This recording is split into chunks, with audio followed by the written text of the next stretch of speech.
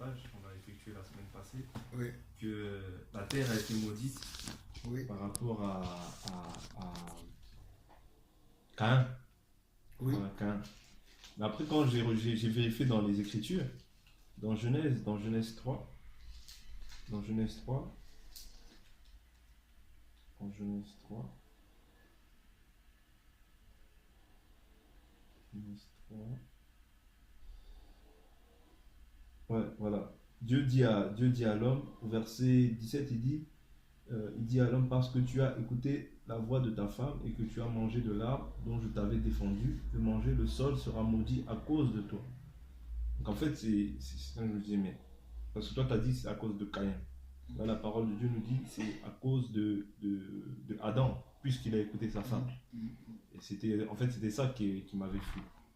Tu vois. Et c'était cette parenthèse un peu que je voulais voir avec toi par rapport à ça. Et j'avais une question parce que hier j'ai médité un peu pendant la soirée, hier ou avant ça, sur Matthieu, des choses de base, hein, mais sur lesquelles j'aimerais ne pas avoir de doute. Ouais. En attendant que tu trouves C'est Matthieu 6, hein, verset 33, qui dit cherchez premièrement son royaume et sa justice, et tout cela vous sera donné par-dessus. Oui. Donc en fait, le royaume de Dieu, Oui. en soi, nous savons que nous avons accepté Christ, que nous sommes sauvés par la foi. Donc nous sommes dans le royaume des dieux, puisque dans Colossiens 3, il nous dit si vous êtes ressuscités avec Christ, recherchez les choses d'en haut. Donc nous avons trouvé le royaume des cieux, ou c'est le royaume à venir. En fait, c'est un peu cette question que je voulais poser. En fait, c'est deux choses que je voulais voir.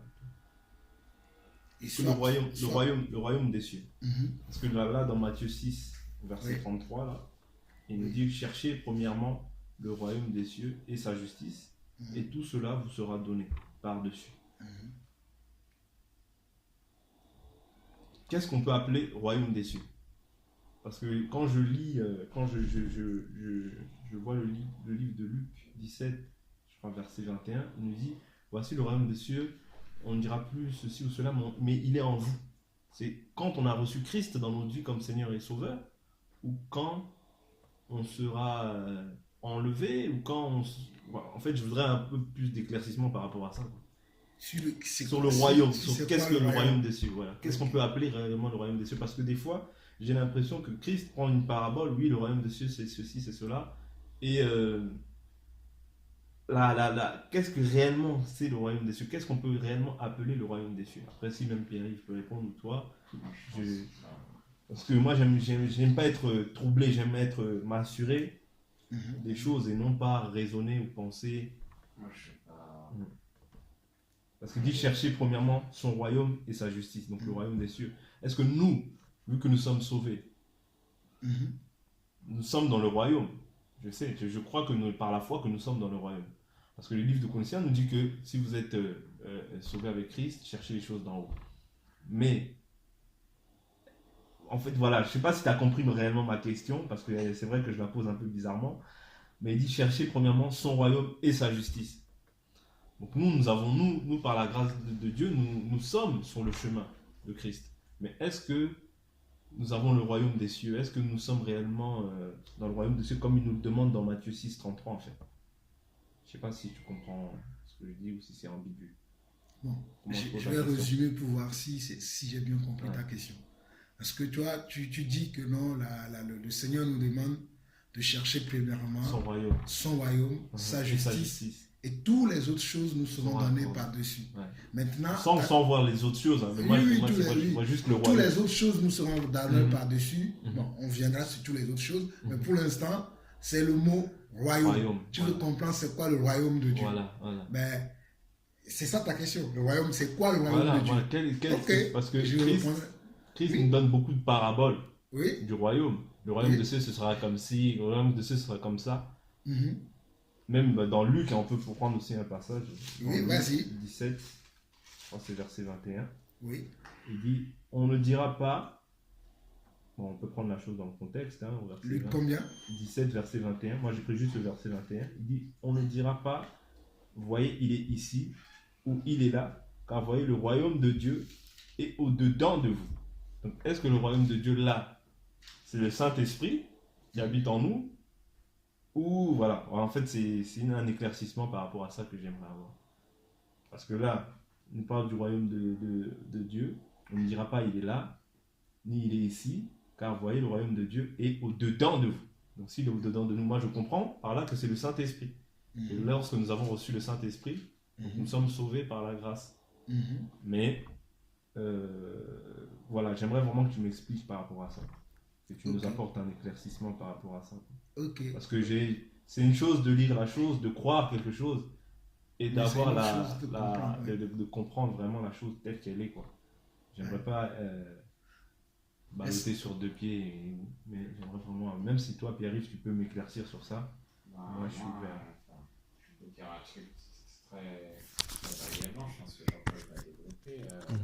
Moi, tout ce que je peux dire sur cette question, c'est voilà, le royaume de Dieu, il se manifestera pleinement quand, c'est même après l'enlèvement, c'est quand Dieu aura rétabli toute chose, qu'il y aura eu le jugement dernier sera intervenu.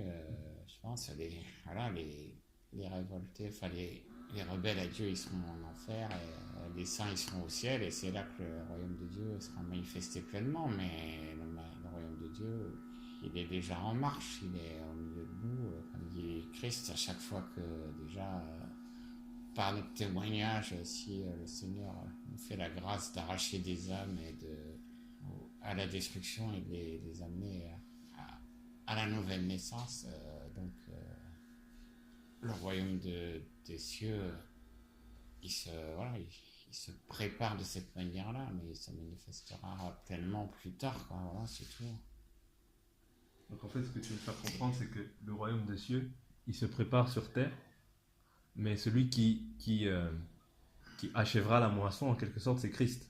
Ouais, je pense aussi au verset, c'est dans Jean, je crois, les premières épîtres de Jean, je ne sais plus quel chapitre, mais il y a un verset qui dit, la véritable lumière, lui déjà, aujourd'hui on voit comme on en disait un tout petit mot en prière tout à l'heure, c'est plutôt le mal qui semble avancer, les hommes appellent le bien mal et le mal bien, tout ça, mais par la foi nous savons que la véritable lumière, lui déjà, et quand le Seigneur va revenir, il va enlever ces ténèbres, mais nous-mêmes, le monde s'enfonce dans les ténèbres, mais nous sommes dans la lumière et nous devons travailler à transmettre cette lumière autour de nous, quoi.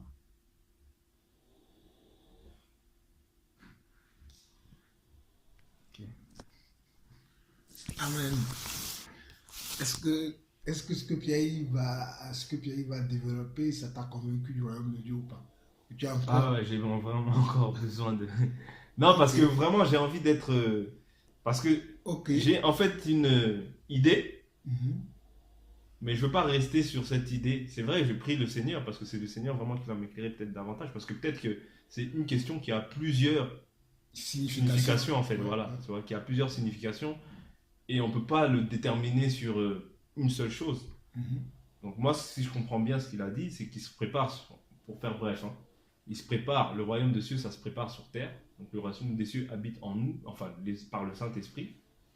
C'est ce que j'ai compris de ce que tu m'as dit. Donc le royaume des cieux se prépare sur terre, mais il sera pleinement manifesté quand Christ reviendra récupérer son Église. C'est ce que j'ai compris, c'est un peu ça, parce que tu as dit beaucoup de choses, mais j'ai retenu l'essentiel. Et c'est ça pour moi l'essentiel. Et bon, puisque toi-même tu as cru au Seigneur, ça fait au moins quelques mois déjà. Ouais. Si quelqu'un te pose cette question, comment tu peux lui répondre? Si quelqu'un te demande, d'ailleurs tu prêches l'évangile. Moi non. Si, tu arrives. Moi je t'ai vu déjà prêcher l'évangile. Je t'ai vu en évangélisation, tu partageais avec les gens. Ah oui, Jésus va revenir, il y aura une nouvelle terre, il nous a promis un royaume. Supposons que dans l'évangélisation, tu évangélises quelqu'un et la personne te dit, c'est quoi le royaume de Dieu? Qu'est-ce que tu peux lui répondre? C'est pour ça justement que je pose la question. Oui, je sais. Maintenant, là, tu veux que je réponde à toi. Je sais que c'est une question que tu as. Je vais répondre, hein, mais je veux savoir qu'est-ce que toi-même tu répondras à quelqu'un qui te demande c'est quoi le royaume de Dieu? Qu'est-ce que tu peux lui dire? Supposons la manière dont tu parles avec tes parents actuellement. Oui, vous n'êtes pas dans la bonne, la bonne église. L'église de Dieu, c'est ceci ou cela. Supposons qu'ils te disent, bon, c'est pour toi qui dit ça. Ah oui, non, le royaume de Dieu va venir parce que si vous continuez dans cette église, vous ne serez pas dans le royaume de Dieu. Parce que nous savons que Christ va revenir pour nous amener dans le royaume de Dieu. Mais si ta mère te pose cette question maintenant, ce royaume-là, c'est quoi? Qu'est-ce que tu peux lui dire? C'est le royaume de Dieu. C'est le royaume où les saints seront dans la présence de Dieu. Pour moi, c'est la conclusion petite et courte que je peux faire pour ne pas m'attarder dans des raisonnements. C'est bien. Mais bien. Après, moi, quand je prends le livre, par exemple, attends, 2 secondes, je vais essayer de répondre à ta question par la parole aussi. Oui. C'est un très bon exercice qu'on fait. Ah, merci Seigneur. Parce que c'est une chose de lire la chose et de dire la chose. Par exemple, ça, c'est une bonne question que tu m'as posée parce que si une personne vient me demander, faudrait pas que j'ai l'air stupide, moi, en quelque sorte, devant la personne et dire rester bloqué ou commencer à raisonner ou bégayer devant la personne parce que c'est un manque de tact, moi, je pense. C'est un manque de... Non, ce n'est pas même de tact, c'est un manque de connaissance. De connaissance, tu vois. Donc, si tu ne connais pas le royaume de Dieu, tu ne peux pas aller prêcher. Voilà. Parce que Jésus, avant qu'il n'envoie les disciples, il les a enseignés, il les a donné tout ce qu'ils doivent savoir, après il les a envoyés. Mais si tu ne sais pas ce que tu dois dire, et tu pars dans... C'est pour ça que des fois, je vous dis, des fois, on voit les gens, ils évangélisent. On a aussi envie de faire. Est-ce que c'est le moment pour nous? Est-ce que c'est le temps pour nous ou pas? Parce que si ce n'est pas le temps pour nous, tu pars à l'évangélisation, tu vas avoir des questions auxquelles tu ne pourras pas répondre. Parce que ce n'est pas ton temps. Parce qu'il y a un temps pour tout. Le Seigneur t'a appelé, il ne t'a pas encore préparé d'avance afin que tu ne partes pour aller faire sa mission. Mais bon, là n'est pas la question. Là n'est pas la question. Ouais, c'est vrai. La question c'est quoi le royaume de Dieu? Amen. Ça va être même le titre de notre enseignement aujourd'hui. C'est quoi le royaume de Dieu? Amen. Donc, vas-y, tu voulais répondre par une... 3. Oui. Il dit, verset 1, il dit, si donc vous êtes ressuscités avec le Christ, donc là, nous sommes ressuscités par la foi. Par la foi avec Christ, puisque dans Éphésiens 2, il dit que vous étiez morts par vos offenses, par ceci, cela. Et là, il dit, si donc vous êtes ressuscités avec le Christ, cherchez les choses d'en haut, où le Christ est assis à la droite de Dieu. Donc, moi, je crois que spirituellement, je suis ressuscité avec Christ. Christ m'a fait passer des ténèbres à son admirable et glorieuse lumière. Maintenant, je suis dans ces royaumes en attente de ma marche. Moi, c'est comme en attente de ma marche. Si ma marche, je continue à garder les commandements et les enseignements de Christ, ben, je serai sauvé au dernier moment. Et là, je serai pleinement dans le lieu de repos, parce que s'il n'est pas manifesté pleinement, le jour où il reviendra physiquement et il y aura l'enlèvement, qui aura lieu, ben, je serai ressuscité avec Christ. Pour moi, et je serai pleinement dans son royaume. Donc, pour moi, c'est ça. Mais après, peut-être que je raisonne encore, tu vois. Donc, c'est pour ça, pour avoir un éclaircissement, je voulais partager ça avec les frères, parce que j'avais eu ça hier, je me suis dit, c'est vrai que des fois, on dit des choses, mais on n'a pas vraiment la signification de la chose. Et il ne faudrait pas être...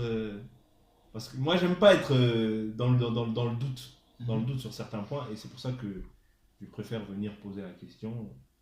Ok. Parce qu'il n'y a pas... Voilà. Est-ce que vous connaissez le verset qui dit que le royaume de Dieu, c'est la justice, la paix et l'amour par le Saint-Esprit? Est-ce que vous connaissez ce verset? Oui. Vous savez dans quel passage il se trouve? En tout cas, non, moi, je sais pas. Dans un contexte où ça parle de l'alimentation.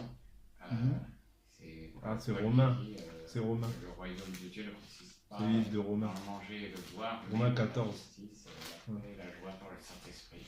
Ok, allons-y. On va aller lire ça. C'est Romain 14.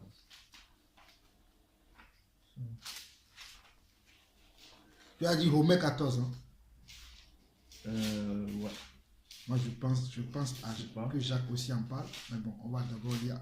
Je crois que c'est Romain. Mais c'est vrai, Romain 14, 17 parle de ça. Romain 14, verset 17. Car le royaume de Dieu, ce n'est pas le manger ni le boire, mais la justice, la paix et la joie par le Saint-Esprit. Ok. Là, nous avons une première réponse. Tu as dit, c'est quoi le royaume de Dieu? Là, l'apôtre Paul nous dit, Parce qu'ici, il y avait des gens qui parlaient de nourriture. L'autre disait, moi, je peux manger ça. L'autre disait que je ne peux pas manger ça. Et ça créait une confusion. Et les gens disaient, ah, peut-être si tu mangeais ça, tu ne vas même pas aller au ciel. Et l'apôtre Paul va dire que le royaume de Dieu, ce n'est pas le manger. Ce n'est pas ce qu'on mange, ou ce n'est pas le manger et le boire ou ce qu'on boit. Mais le royaume de Dieu, c'est la paix, la joie par le Saint-Esprit. Le royaume de Dieu, c'est quoi? C'est la joie, c'est la justice d'abord. Dans le royaume de Dieu, il y a quoi? Il y a la justice, il y a la paix, il y a la joie. Par quoi? Par le Saint-Esprit. C'est-à-dire, dans le royaume de Dieu, il n'y a pas de mauvais esprit. Je ne sais pas si vous comprenez bien ce que je suis en train de dire. Dans le royaume de Dieu, il n'y a pas de mauvais esprit. Mais dans les autres royaumes, il y a d'autres esprits qui agissent, qui influencent les gens. Mais dans le royaume de Dieu, il n'y a que l'Esprit de Dieu qui influence les gens. Dans le royaume de Dieu, nous sommes soumis à un seul esprit. Je répète bien. Dans le royaume de Dieu, nous sommes soumis sous l'influence d'un seul esprit. Mais dans les autres royaumes, comme le royaume de la France, parce que la France est un royaume, le royaume du Togo, le royaume de l'Allemagne, dans tous ces autres royaumes-là, il y a plusieurs autres esprits. Et dans d'autres versets, la Bible dira que le monde entier est sous la puissance du malin. Donc, le monde n'est pas le royaume de Dieu. Mais, le royaume de Dieu, c'est là où il y a quoi? La justice, la paix et la joie. Par quoi? Par l'Esprit de Dieu. C'est là où il y a la justice, la paix et la joie par l'Esprit de Dieu. J'aime beaucoup le mot justice parce que dans le monde que nous vivons, il y a des gens aussi qui vont dire qu'ils pratiquent la justice. Mais ce n'est pas la justice selon le Saint-Esprit. Je répète bien. Dans le monde dans lequel nous vivons, il y a des gens qui vont dire qu'ils pratiquent la justice. Mais ce n'est pas la justice selon Dieu, mais selon leur penchant, selon le penchant de leur cœur, selon leurs sentiments, selon leurs affinités les uns avec les autres. Dans le royaume du monde, on va dire aussi qu'il y a la paix. Mais ce n'est pas la paix selon Dieu. Non. Je ne sais pas si je me fais comprendre. Ce n'est pas la paix selon Dieu. Ils vont dire qu'il y a la joie. Mais ce n'est pas la joie aussi selon Dieu. Mais c'est encore la joie et la paix selon nos affinités.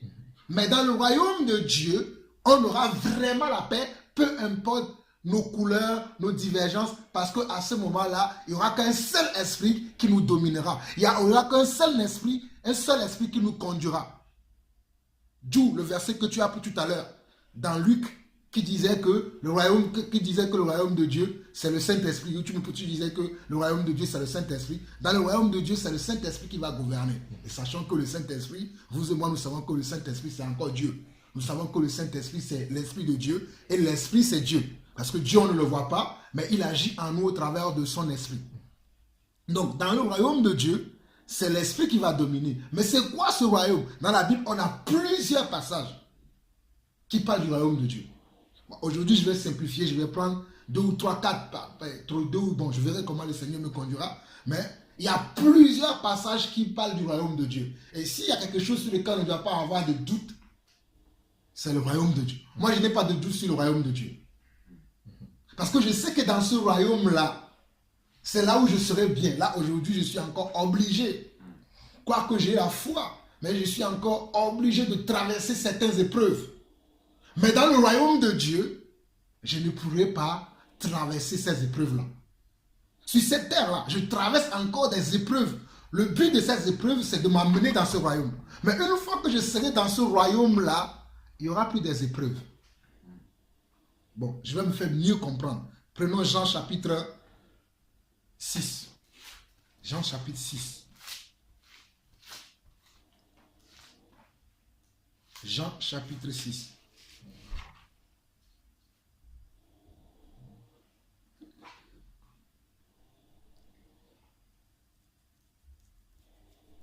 Si vous y êtes, vous savez que dans Jean chapitre 6, Jésus parlait de beaucoup de choses.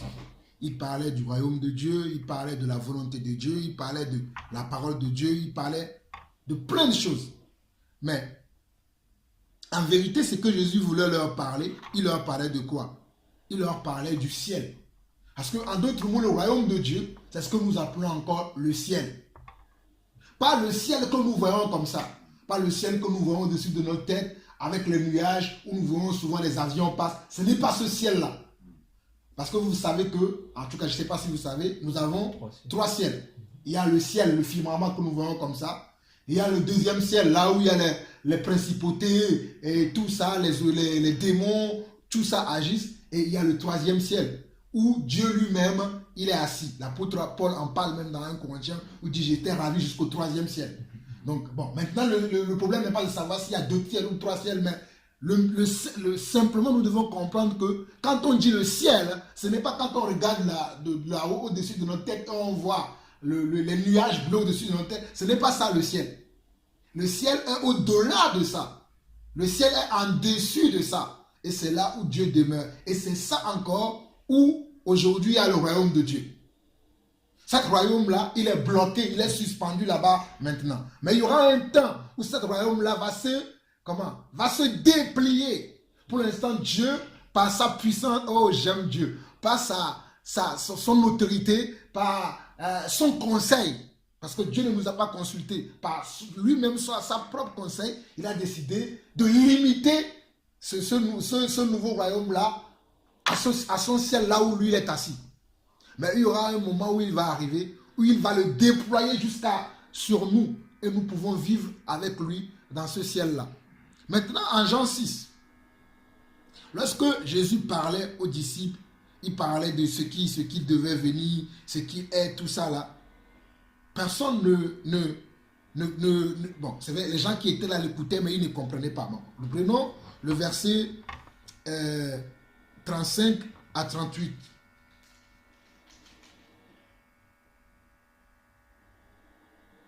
Jésus leur dit, je suis le pain de vie. Celui qui vient à moi n'aura jamais faim, et celui qui croit en moi n'aura jamais soif. Mais je vous l'ai dit, vous m'avez vu et vous ne croyez point.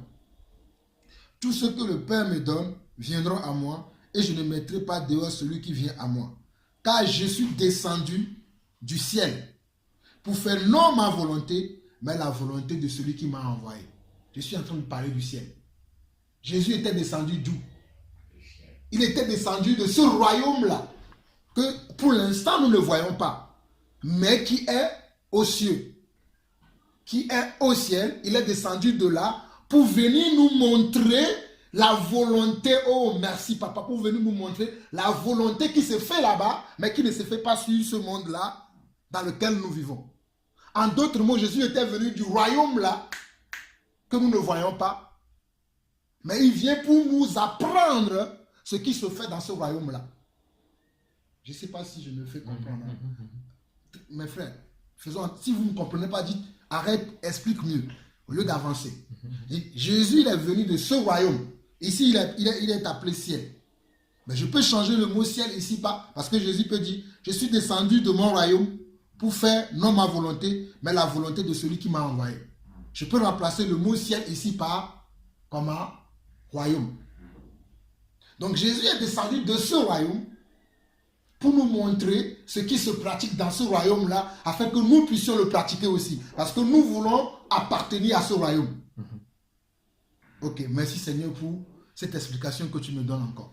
En France, pour avoir la nationalité française, pour être français, il faut nécessairement comment?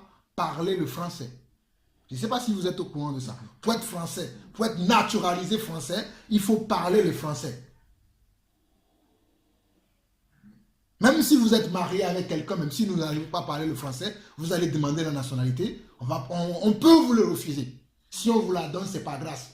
Mais on peut. Avant, on ne pouvait pas vous refuser. Mais aujourd'hui, les lois françaises ont été tellement endurcies que si tu dis que même tu t'es marié avec quelqu'un qui est français et que tu ne parles pas la langue française, on ne te donnera pas la nationalité. On te dira, va apprendre bien la langue parce qu'on veut que tu sois intégré dans la France. On veut que tu acceptes les lois françaises et qu'on veut que tu adhères à la culture française. Mais au ciel, nous avons une culture. Et au ciel, c'est quoi? C'est la justice, la joie, la paix. Au ciel, nous avons quoi? Nous avons la justice, la joie, la paix. Par quoi? Par le Saint-Esprit. Au ciel, nous avons ça.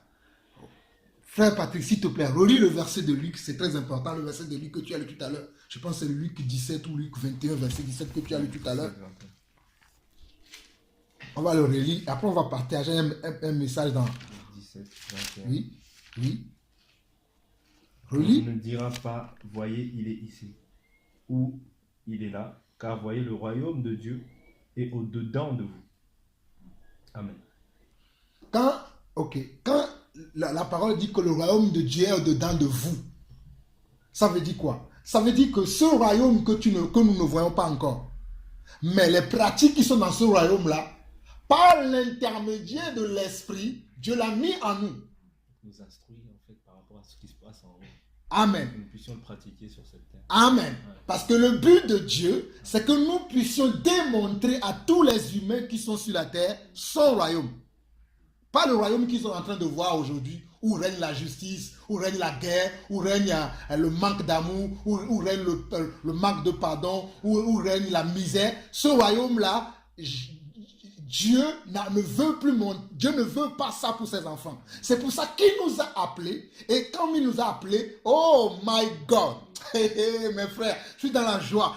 Oh, Dieu nous aime tellement qu'il a dit non, je ne vais pas les laisser comme ça. Je vais venir moi-même leur donner l'exemple. Je vais leur montrer par moi-même l'exemple de mon royaume afin qu'ils puissent manifester mon royaume. C'est pour ça qu'il a quitté le royaume là qu'on ne voit pas. Il est venu pour nous montrer l'exemple de son royaume. Je ne sais pas si je me fais comprendre. Je veux prendre les termes les plus simples. Je veux aller plus simplement. Mais je ne veux pas compliquer. Je ne sais pas si... C'est pour ça que je dis, si vous ne me comprenez pas, arrêtez-moi. Parce que j'ai prévu parler d'autres choses, mais le Seigneur nous conduit comme ça, on parlera comme ça. Je ne vais pas aller sur d'autres choses. On va rester sur c'est quoi le royaume de Dieu. Afin que vous et moi, quand nous allons quitter ici aujourd'hui, que nous ayons l'assurance de ce que c'est que le royaume de Dieu. Et je dis encore que ce royaume, c'est ce que nous venons de lire dans Luc. On a ce royaume-là à l'intérieur de nous.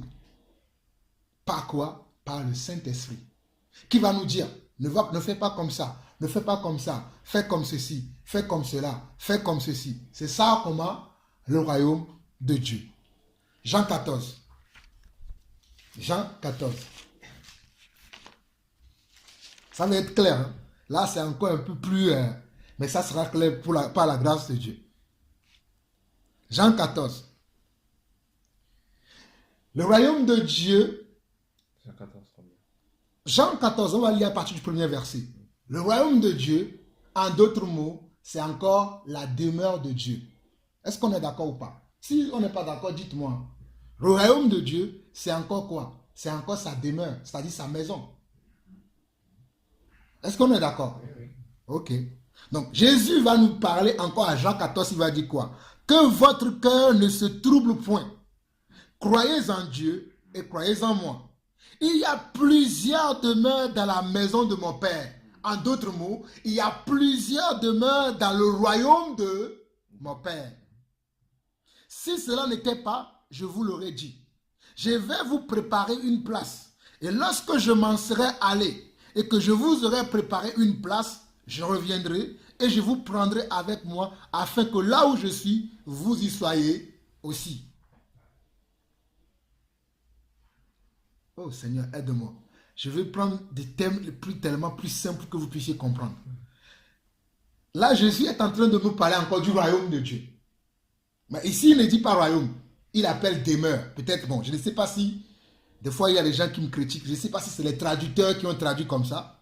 Mais moi, je comprends que le mot demeure ici signifie pour moi, hein, par le Saint-Esprit qui est à l'intérieur de moi, merci Saint-Esprit. Le Saint-Esprit m'atteste que le mot demeure là qui est ici, ça veut dire encore royaume de Dieu. Je ne veux même parler l'anglais. Vous me comprenez ou pas? Ok, d'accord. Donc, dans ce royaume de Dieu, il y a encore plusieurs maisons. Il y a encore plusieurs demeures. Mais, comme il y a plusieurs demeures, Jésus a dit, je vais moi-même. Il est venu de là-bas. Après, il dit, je retourne là-bas pour vous préparer à vous tous qui croyez en moi, à vous tous qui acceptez mon royaume. Parce que quand tu crois en quelqu'un, quand tu acceptes quelqu'un, ça veut dire que tu acceptes la manière de vivre de la personne, la manière de penser de la personne, la manière d'agir de la personne. Moi, quand j'étais, je ne sais pas si c'est la bonne exemple, mais je vais quand même la donner. Quand j'étais en Afrique, j'aimais beaucoup la France. Si vous pouvez voir les restes de ma famille, ils vont vous dire, quand la France jouait, je supportais que la France. À l'école, j'apprenais le français. Le Togo a été colonisé par la France. J'aimais tellement la France. Si tu parlais mal de la France devant moi, je pouvais même me mettre en colère contre toi parce que tu as parlé mal de la France devant moi. Parce que j'aimais la France. Je ne peux pas vous expliquer pourquoi, mais c'était comme ça en moi. J'aimais beaucoup, je me rappelle, quand il y avait eu, en 2002, je n'étais pas encore en France. Quand il y avait l'Euro 2002, je supportais tellement l'équipe de la France qu'il y avait un cousin qui a failli me taper parce que je supportais la France. Il m'a dit, tu n'es pas normal, comment tu peux supporter ce... Mais moi, j'aimais la France. Je vous assure, je ne peux pas vous expliquer pourquoi, mais c'était comme ça en moi. J'aimais la France. Donc, je voulais toujours venir en France et Dieu m'a fait venir en France. Je ne peux pas vous dire pourquoi, mais c'est ainsi que Dieu a fait.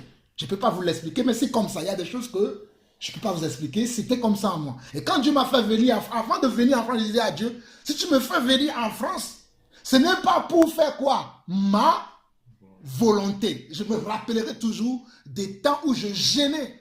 Des jours et des jours, je priais, je disais, Seigneur, si tu me fais venir en France, ce n'est pas pour faire ma volonté ou la volonté de mes amis qui vivent en France, de ma famille qui vit en France, mais je ferai comment? Ta volonté.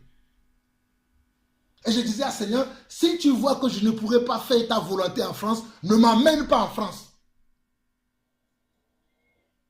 Ce sont les prières que je faisais en 2000.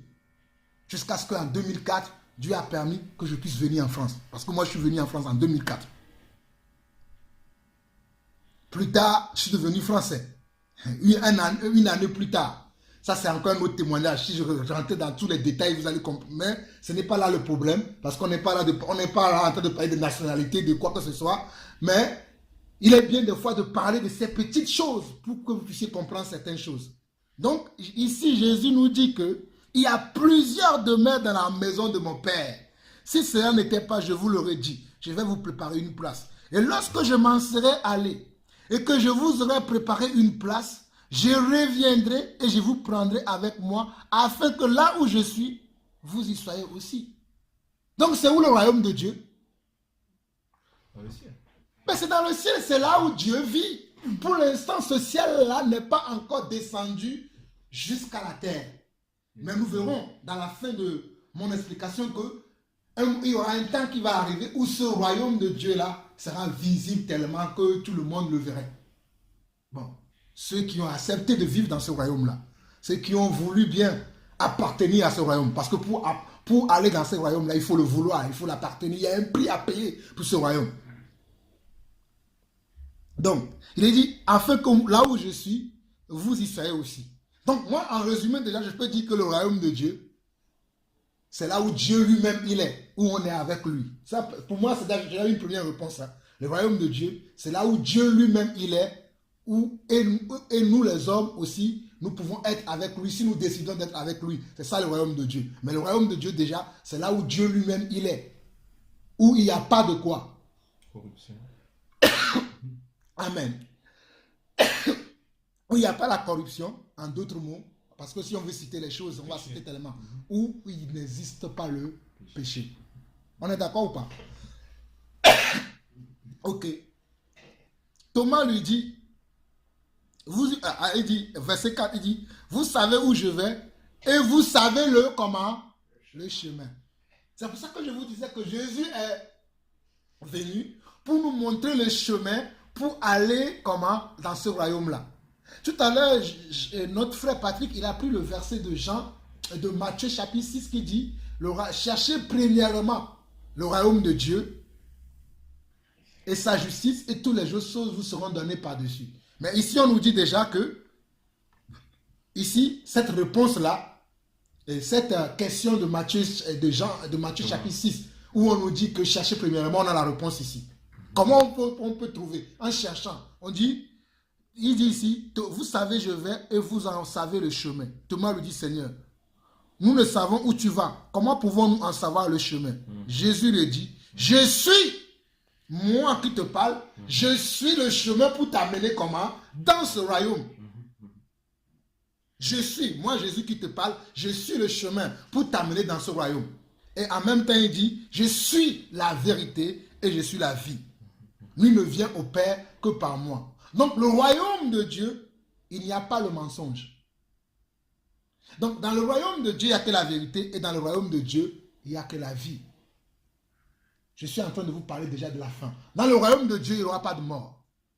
Dans le royaume de Dieu, il n'y aura pas de mensonge. Dans le royaume de Dieu, il n'y aura pas de la corruption. Dans le royaume de Dieu, il n'y aura pas des adultères. Dans le royaume de Dieu, il n'y aura pas des fornicateurs. Dans le royaume de Dieu, il n'y aura pas des menteurs. Dans le royaume de Dieu, il n'y aura pas des voleurs. Dans le royaume de Dieu, il n'y aura pas des idolâtres, des cupides. Des hypocrites non plus n'y accéderont pas au royaume de Dieu. Parce que le royaume de Dieu, c'est quoi? C'est que la vérité qui règne là-bas. Tout ce qui n'est pas vérité ne peut pas se poser dans le royaume de Dieu. Dès que tu arrives dans le royaume de Dieu, tu es brûlé parce que tu n'es pas dans la vérité. Et la toute première personne qui a quitté le royaume de Dieu parce qu'il n'était pas dans la vérité, c'était Satan. Au moment où il était, lorsqu'on est dans la vérité, on est maintenu dans le royaume de Dieu. Lorsqu'on descend de la vérité, on descend d'un écran, je ne sais pas, de deux écrans, peu importe le nombre d'escaliers qu'on fait pour descendre, pour revenir à un autre palier qui n'est pas au même palier de la vérité du royaume de Dieu, automatiquement on est déchu du royaume de Dieu. Mais gloire soit rendue à notre Dieu qui nous donne la possibilité de pouvoir revenir dans ce royaume si nous nous repentons et que nous acceptons sa vérité. Et que si nous acceptons que c'est lui, c'est toi qui es la vérité, c'est toi qui es le chemin. D'où celui qui croit en Christ. Parce que croire en Christ veut dire accepter qui est Christ, quels sont ses enseignements, accepter ses enseignements et marcher selon ses enseignements pour pouvoir vivre avec Christ. Tu peux accepter Christ aujourd'hui. Oui, Seigneur Jésus, je crois que tu es le Dieu tout-puissant, je crois que tu es le chemin, je crois que tu es la vérité, je crois que tu es la vie. Mais si demain, tu ne marches plus selon cette vérité, si demain, tu ne parles plus, tu n'agis plus selon cette vérité, tu ne peux plus être avec Jésus. Je ne sais pas si je me fais comprendre. Non? J'essaie d'être tellement plus simple, mais je ne sais pas si je suis simple. Vas-y, tu veux dire quelque chose. C'est cela qui dit, bon, là, en ce moment-là, comme tu dis, tu es déchu, donc tu n'es plus dans le royaume. Voilà. Tu n'es plus dans le royaume. Parce que le verset de Colossiens nous dit que si vous êtes ressuscité avec Christ, c'est-à-dire que nous sommes dans la présence de Dieu si nous gardons la vérité de Dieu. Amen. Mais dès lors où nous sortons de la vérité, de cette vérité, nous ne sommes plus avec lui. Parce que la Bible dit que même si nous le réunions, lui ne peut pas nous réunir. Mais si nous le réunions, comment nous pouvons être avec lui? Lui ne nous réunit pas. Parce que quand il vient, il dit, je t'accepte, hein, il t'accepte pour l'éternité. Mais si toi, tu le réunis, qui doit faire l'effort après? Ce n'est pas encore lui qui doit faire l'effort, c'est toi qui dois encore aller. Ah, pardonne-moi parce que j'étais renié. Mais je ne veux plus te renier, je reviens à toi. J'ai été un peu trompé, j'ai été un peu cafouillé dans mes pensées. Mais là, maintenant, je reconnais que non, c'est toi qui es le chemin. Là, il te reprend encore. Bon, ça c'est encore un autre enseignement à développer. Mais bon, on va comprendre ce qu'est le royaume de Dieu. Donc, nous comprenons que le royaume de Dieu, c'est aussi une façon de vivre. C'est ça que je voulais. C'est pour ça que j'ai dit, je suis venu au verset 6, Jean 14, 6. Il dit, je suis le chemin, la vérité et la vie. Je suis le chemin, la vérité et la vie. Donc, le royaume de Dieu, c'est aussi une manière de vivre. Le royaume de Dieu, c'est aussi une manière d'agir. Le royaume de Dieu, c'est aussi une manière de se comporter. Parce que Jésus, lorsqu'il était sur terre, il se comportait de la manière dont on se comporte dans ce royaume-là. Vous n'allez pas voir un Français qui va aller parler, par exemple, la langue de chez moi, le Mina, parce qu'il n'est pas togolais. S'il veut parler la langue de chez moi, il faut qu'il apprenne. Il faut qu'il apprenne depuis des années, et pouvoir l'acquérir et le parler. Mais quand on va le voir, c'est-à-dire quand on va le voir parler le langage de chez moi, on va dire, mais on va le trouver, on va dire, comment il est, lui, il est français, mais il parle en togolais. Il n'est pas un togolais. Ah, il a appris le togolais. Ah, quel courage. On va commencer à le finir. On va dire, mais quel courage. C'est la même chose pour le royaume de Dieu. Pour aller dans le royaume de Dieu, il faut que tu travailles sur toi-même. Il faut que tu acceptes ce royaume-là et que tu fais un effort pour que quand on te voit, on te dit, mais celui-là, ben, on le connaît. C'est un Zaïrois. C'est un Togolais. C'est un Haïtien. Mais comment se fait-il qu'il parle comme c'est les gens de ce royaume-là? Parce que Jésus est venu, il a démontré ce qui s'est fait dans ce royaume. C'est pour ça que lorsque les gens ont vu les apôtres, ils ont commencé à parler. Mais n'est-il pas ce Pierre-là qu'on voyait qui pêchait les poissons? Dieu lui vienne maintenant cette intelligence, cette sagesse pour qu'il puisse parler comme ça. Oh, j'aime Dieu, j'aime mon Seigneur. Parce que maintenant, Pierre ne dépend plus. Oh, alléluia, Rabbi. Pierre n'est plus dans le royaume des hommes. Mais il est parti dans... Oh, je ne sais même pas combien de paliers Pierre a fait. Si je veux parler de la manière des hommes. Je ne sais pas combien de nombre d'escaliers Pierre a gravi pour ne plus être dans le royaume des hommes, dans le royaume de ce monde, mais pour passer comment? Dans le royaume de Dieu.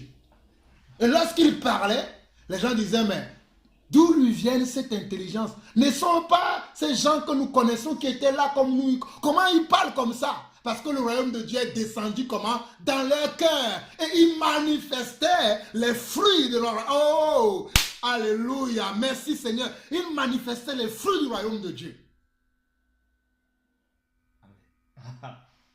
Oh, mes frères, j'ai même la frisson quand je parle de ces choses.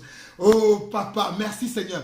Oh Seigneur, permettez-moi de prier. Seigneur, nous te bénissons, papa, pour ta parole. Nous te bénissons pour ton royaume. Seigneur, permets que de plus en plus, papa, nous puissions manifester les fruits de ton royaume. Nous puissions manifester la puissance de ton royaume. Que nous puissions manifester la gloire de ton royaume. Car dans ton royaume, il n'y a que la gloire. Dans ton royaume, il n'y a que de la puissance. Dans ton royaume, il n'y a que le règne, papa. Seigneur, donne-nous encore davantage de pouvoir manifester, Seigneur Dieu, la puissance de ton royaume, la sagesse de ton royaume, l'intelligence de ton royaume, la foi qui agit dans ton royaume, papa. À toi seul l'honneur et la gloire pour les siècles des siècles, au nom de Jésus-Christ. Amen. Mes frères, dans ce royaume-là, comme j'étais en train de dire tantôt, lorsque ce royaume prend place en toi, lorsque ce royaume s'assoit en toi, tu deviens quelqu'un de différent. Tu ne vas plus agir comme les autres personnes parce que le royaume de Dieu est en toi. Vous savez pourquoi on ne voit pas davantage le royaume de Dieu sur cette terre? Parce que même nous qui croyons que nous sommes dans ce royaume-là, nous ne manifestons pas le royaume de Dieu. Parce que c'est la manière dont nous manifestons ce royaume de Dieu. C'est ça qui va attirer les autres personnes à venir dans ce royaume. Quand vous lisez le livre des Actes des Apôtres, vous allez voir que quand les gens ont cru au royaume de Dieu, quand les gens ont accepté le royaume de Dieu, la Bible disait que chaque jour, parce qu'ils avaient une certaine manière de penser. Nous allons quitter ici aujourd'hui. Patrick, il va dire, ah oui, Jean-Paul, il parle comme ça, oui, c'est pour lui. Il ne va pas avoir foi à ce que j'ai dit. Ah oui, ok, il va dire, ah non, mais oui, Jean-Paul, il dit ça, ça fait 14 ans peut-être qu'il est dans le Seigneur. Moi, je suis là que 10 ans ou ceci. Ça ne dépend pas du nombre d'âge. Oh, mes frères, le royaume de Dieu ne dépend pas du nombre d'âge que tu fais dans le Seigneur, ne dépend pas du nombre d'années que tu connais le Seigneur, mais ça dépend de comment tu crois à ce que Dieu dit dans son royaume et comment tu l'appliques dans ta vie.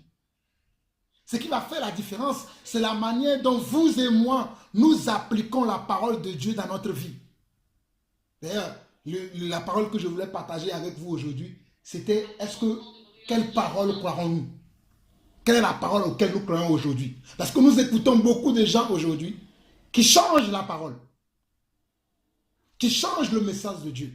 Nous écoutons beaucoup de gens aujourd'hui qui vont intervertir, intervertir, on dit, je ne sais pas si on dit vraiment ça, corrigez-moi si je me trompe, qui changent la parole de Dieu. Ils vont donner une autre parole pour vous dire que c'est ça la parole de Dieu, alors que ce n'est pas ça exactement la parole de Dieu. La parole de Dieu, elle est unique. La parole de Dieu, elle est unique, il n'y en a pas deux, il y a une seule. C'est pour ça que la Bible dit que la foi a été transmise comment? Une fois pour toutes. Et la parole de Dieu aussi a été transmise une fois pour toutes. Et la Bible dit que vous et moi, nous sommes bâtis comment? Sur le fondement de ceux qui ont reçu ce royaume-là. Oh, alléluia. Ceux qui ont reçu ce royaume-là, on les appelle, on les nomme les apôtres et les prophètes. C'est eux qui ont reçu ce royaume et qui nous l'ont amené à nous aussi, pour que nous aussi nous puissions accepter ce royaume-là. Et lorsqu'on accepte ce royaume, on est obligé de marcher selon ce royaume. On est obligé d'agir selon ce royaume-là. C'est important.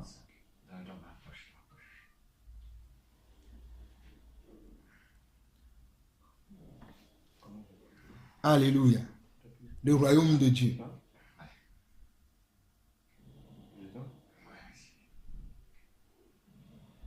Le royaume de Dieu.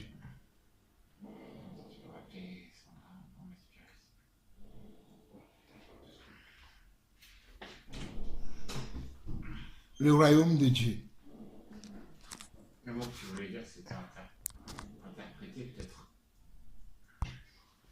Le royaume de Dieu. Donc Jésus va continuer, il va dire, verset 7 de Jean 14, si vous me connaissiez, vous connaîtrez aussi mon Père. Et dès maintenant, vous le connaissez et vous l'avez vu. Bon, on ne va pas rentrer encore dans Père, tout ça là. Ce n'est pas le but. Je parle vite fait, je saute vite fait ces versets-là.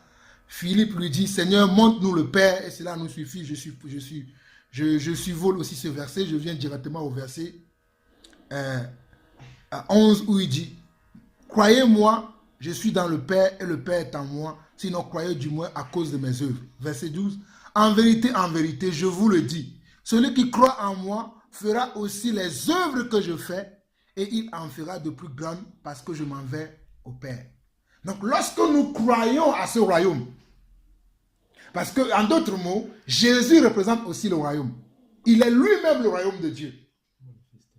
Manifesté en chair que nous voyons. Il est aussi ce royaume-là. Donc quand il dit, quand vous croyez en moi, vous ferez comment?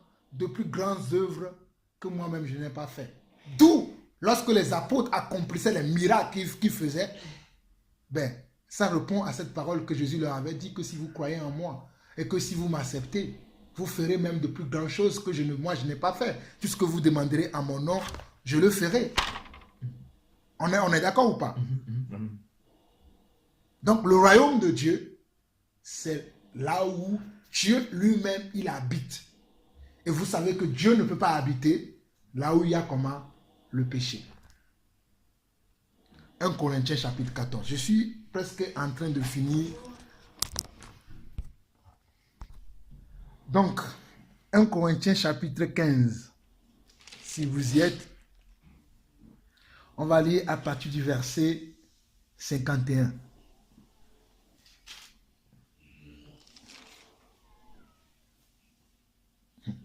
Ô Seigneur.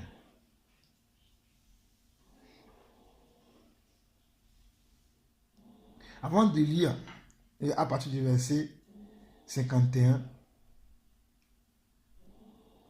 lisons d'abord le verset 19.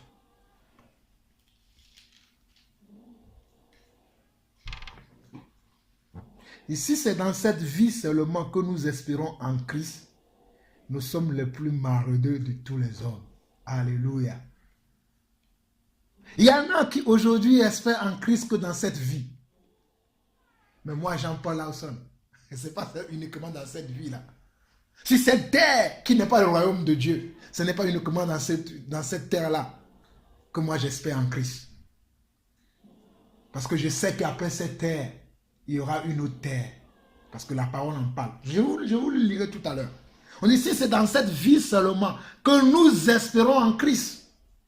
Nous sommes les plus malheureux de tous les hommes. Et c'est l'apôtre Paul qui parle de ça. Il dit, si c'est uniquement dans cette vie que tu espères en Christ, tu es le plus malheureux de tous les hommes. Tu n'as rien compris.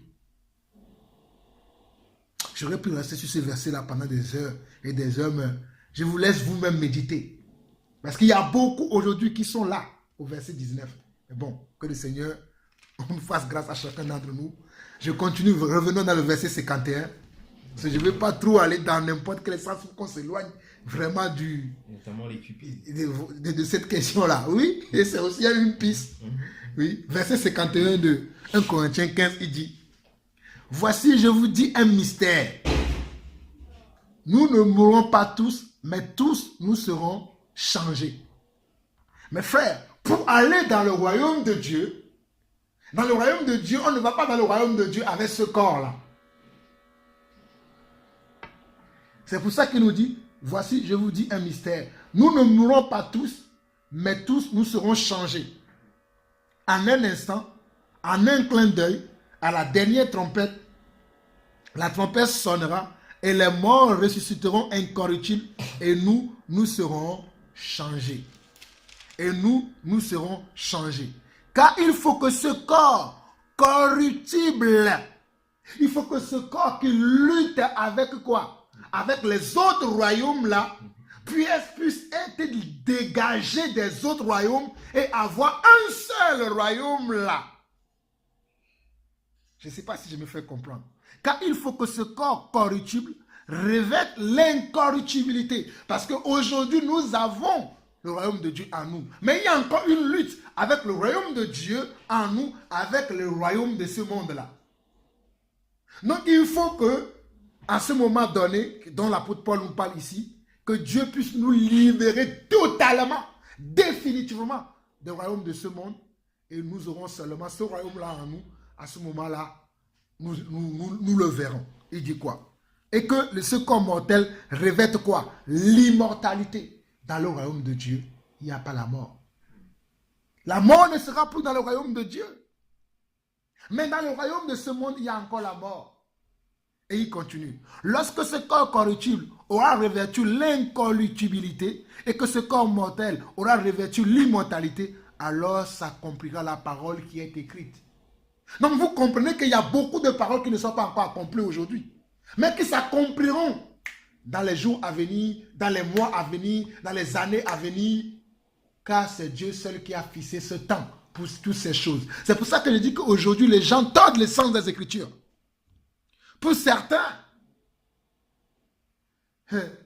ce royaume-là est déjà venu. Je me rappelle, il y avait un temps, les gens disaient que non, Jésus-Christ va venir le 15 décembre. Certains disaient que non, Jésus-Christ est déjà venu. Il a enlevé déjà son église. Mais moi, je n'ai pas vu ça. Mais ce sont des choses qui ne sont pas encore accomplies. Mais je ne vais pas rentrer trop dans ça aussi, parce que ça, c'était aussi une distraction de Satan pour distraire les véritables enfants de Dieu. Mais regardons réellement ce que la parole dit. On dit que quoi? Alors s'accomplira la parole qui est écrite. La mort a été engloutie dans la victoire. Ô mort, où est ta victoire? Ô mort, où est ton aiguillon? L'aiguillon de la mort, c'est le quoi? C'est le péché. Donc dans le royaume de Dieu, je l'ai dit tout à l'heure, le péché n'y a pas assez. J'aime le frère Alain Patrick qui parle souvent de ces choses, qui dit que dans la présence de Dieu, on ne peut pas voir le péché. Le péché ne peut pas rentrer dans le royaume de Dieu. Là où il y a Dieu, là, si le péché vient, il sera brûlé. Parce que Dieu est tellement puissant. Si vous prenez même les passages de l'Ancien Testament, lorsque Dieu devait venir, qu'est-ce que les gens faisaient? Ils se sanctifiaient. Malgré leur sanctification, ils étaient encore impurs. Regardez même certains prophètes Ésaïe, malgré la sanctification dans laquelle ils vivaient, mais quand Dieu devait venir, quand il devait rencontrer Dieu, Dieu a d'abord envoyé un ange pour que l'ange vienne le toucher, met sa main sur sa bouche pour purifier d'abord Isaïe avant qu'Isaïe ne regarde Dieu. Parce que mes frères, oh alléluia, si tu n'es pas pur, tu n'es pas dans la sanctification, tu ne peux pas regarder Dieu. Tu ne peux même pas aller dans sa présence. Parce que Dieu est tellement pur que tout ce qui n'est pas impur dans la présence de Dieu est foudroyé par la pureté, par la puissance de sa majesté, notre Seigneur Jéhovah. C'est pour ça qu'on nous dit ici que l'aiguillon de la mort, c'est quoi? C'est le péché. Et la puissance du péché, c'est quoi? C'est la loi. Tu ne feras pas ceci, tu ne feras pas cela. Mais grâce soit rendue à Dieu. J'aime beaucoup. Dans toutes les choses de Dieu, il réserve toujours un mais pour nous qui l'aimons. Mais grâce soit rendue à Dieu qui nous donne la victoire par notre Seigneur Jésus-Christ. C'est-à-dire que si tu sais toi-même que moi tel que je me connais là, le péché, je n'ai pas fini avec. Je vais aller chercher Jésus. pour que Jésus vienne m'aider à lutter contre le péché, tu es ici. Mais il y en a qui disent aujourd'hui, ils n'ont pas besoin de Jésus. D'ailleurs, Jésus n'existe pas pour eux. D'ailleurs, Jésus, c'est un mythe. Jésus, c'est une histoire. Jésus n'a jamais existé pour certains. Mais vous et moi qui croyons, nous savons que Jésus, c'est celui qui nous donne la capacité de pouvoir lutter contre quoi? Le péché. Comme le frère citait tout à l'heure dans Colossiens. Parce que la Bible dit que celui qui est né de Dieu, il ne fait quoi? Il ne pêche pas. Il ne pratique pas le péché. Sommes-nous réellement nés de Dieu? Que chacun se pose cette question. Verset 58. Ainsi, mes frères bien-aimés, soyons comment? Fermes, inébranlables, travaillant de mieux en mieux à l'œuvre du Seigneur, sachant que votre travail ne sera pas vain dans le Seigneur. C'est pour ça qu'on nous dit de travailler de mieux en mieux. Pourquoi? Pour ce royaume-là. Pour ce royaume qui va venir. Ce royaume dans lequel il n'y aura pas la mort. Ce royaume dans lequel il n'y aura plus comment? La corruption. Ce corps qui aime la corruption, qui dit quelque chose devant Patrick, après derrière Patrick qui dit autre chose. Qui dit quelque chose devant Pierre-Yves, après, non, ce n'est pas ce que j'ai dit. On change. On devient des caméléons. Ça, c'est quoi? C'est le péché, la nature pécheresse qui est dans l'homme, qui fait que l'homme devient un caméléon. Mais Dieu veut qu'on soit comment? Ses fidèles enfants. Apocalypse. Le suspense ne va pas trop durer. Apocalypse. Là, ça va être clair. Apocalypse chapitre 21.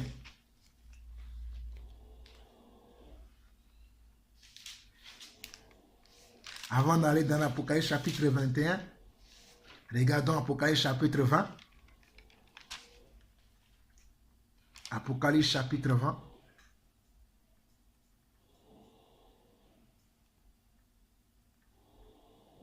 À partir du verset 11. Nous parlons de quoi? Du royaume de Dieu. Nous parlons du royaume de qui? De notre Dieu. Apocalypse chapitre 20 à partir du verset 11. On dit, puis je vis un grand trône blanc et celui qui est assis dessus. La terre et le ciel s'enfuient devant sa face.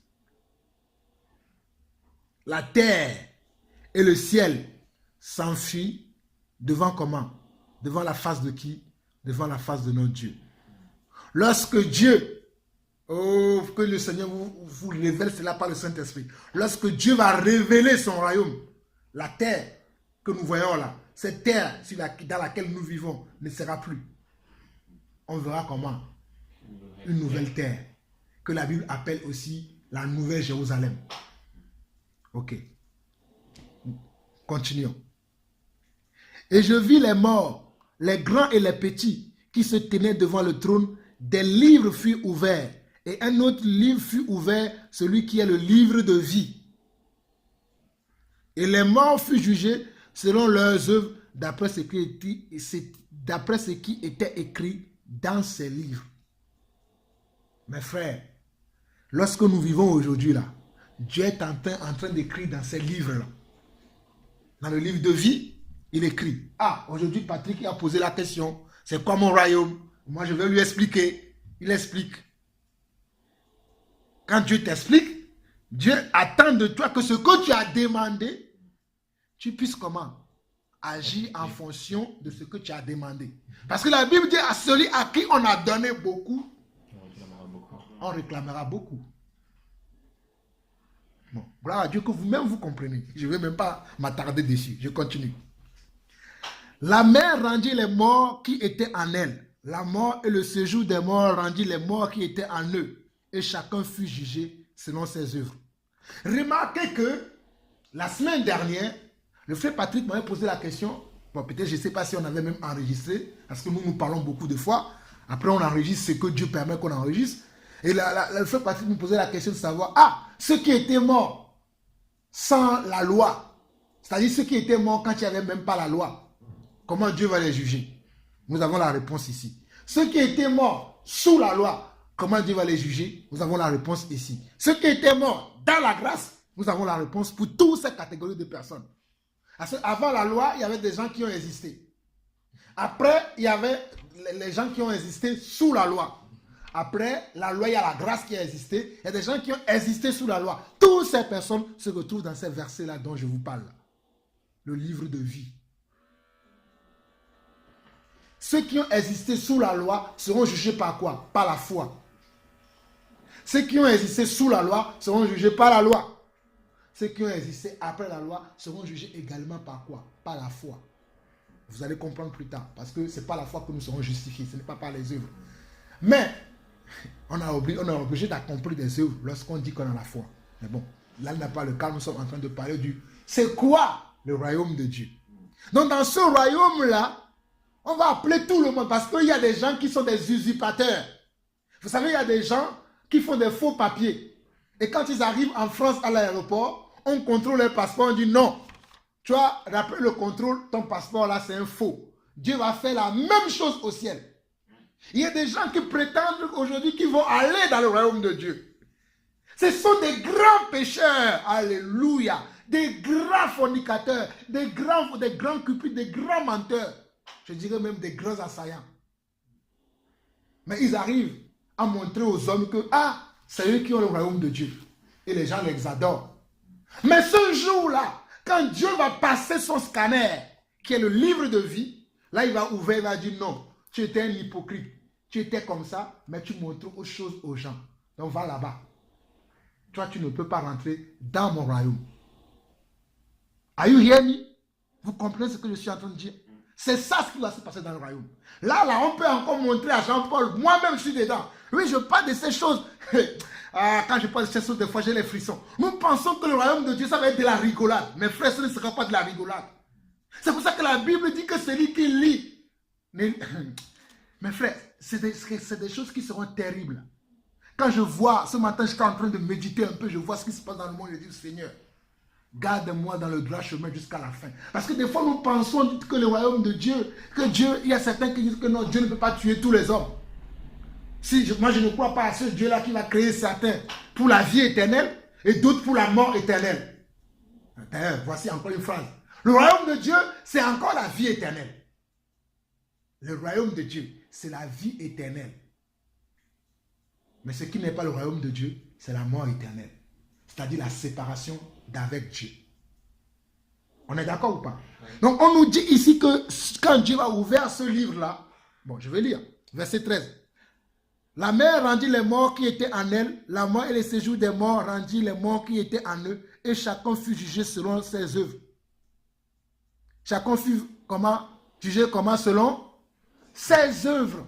Nous serons tous jugés, du plus grand jusqu'au plus petit, je ne sais pas, du plus riche jusqu'au plus pauvre. Nous tous, nous serons jugés, sans exception de personne. Maintenant, verset 14, on dit, puis la mort et les séjours des morts furent jetés dans les temps de feu. C'est-à-dire ce qui était de l'incorruptibilité, qui était la mort, Dieu va le mettre maintenant où? Dans les temps de feu, pour qu'il n'y ait plus de puissance. Le séjour des morts, où on gardait les morts, va aussi lui-même, parce que dans le ciel, il n'y aura pas de séjour des morts. Parce que nous ne mourrons plus. Verset 15 dit, quiconque ne fut pas trouvé écrit dans le livre de vie, fut jeté dans les temps de feu. Donc celui qui n'aura pas son nom, qui ne sera pas effacé dans le livre de vie, celui-là rentrera dans le royaume de Dieu. Mais celui qui verra son nom effacé, parce que croyez-moi, ce que Dieu écrit, Dieu le fasse aussi. Je dis bien, ce que Dieu écrit, Dieu le fasse aussi. Donc celui qui ne verra pas son nom soit écrit dans le livre de vie, celui-là ne sera pas dans le royaume de Dieu. Maintenant, Apocalypse chapitre 21. Là, c'est clair. Là, c'est bien clair, vous allez mieux comprendre. Puis je vis un nouveau comment? Un nouveau ciel. Et une nouvelle terre. C'est ça le royaume de Dieu. Maintenant, on va nous décrire ce qui se passe dans ce royaume de Dieu, qui est le nouveau ciel et la nouvelle terre. Ici, Patrick, tu auras toutes tes réponses concernant le royaume de Dieu. Là, j'ai commencé. Tu as expliqué. Mais là, tu verras la réponse encore plus claire. On nous dit, puis je vis un nouveau ciel et une nouvelle terre. Car le premier ciel et la première terre avaient disparu et la mer n'était plus. C'est ça le royaume de Dieu, mon frère. Mais ce n'est pas fini. Parce que le royaume de Dieu, c'est une nouvelle vision. Des nouvelles méthodes. Et surtout, de nouvelles façons de faire. De nouvelles manières de faire. Mais que nous avons déjà en nous, par quoi? Par le Saint-Esprit. Afin que nous puissions persévérer jusqu'à la fin. Dieu a permis cela, que cela soit en nous. Pour qu'on ne dise pas qu'on ne sait pas. Non, il est venu nous-mêmes pour nous montrer ce royaume-là. Il a dit, dans d'autres versets, il dit, je suis venu vous donner le royaume de Dieu.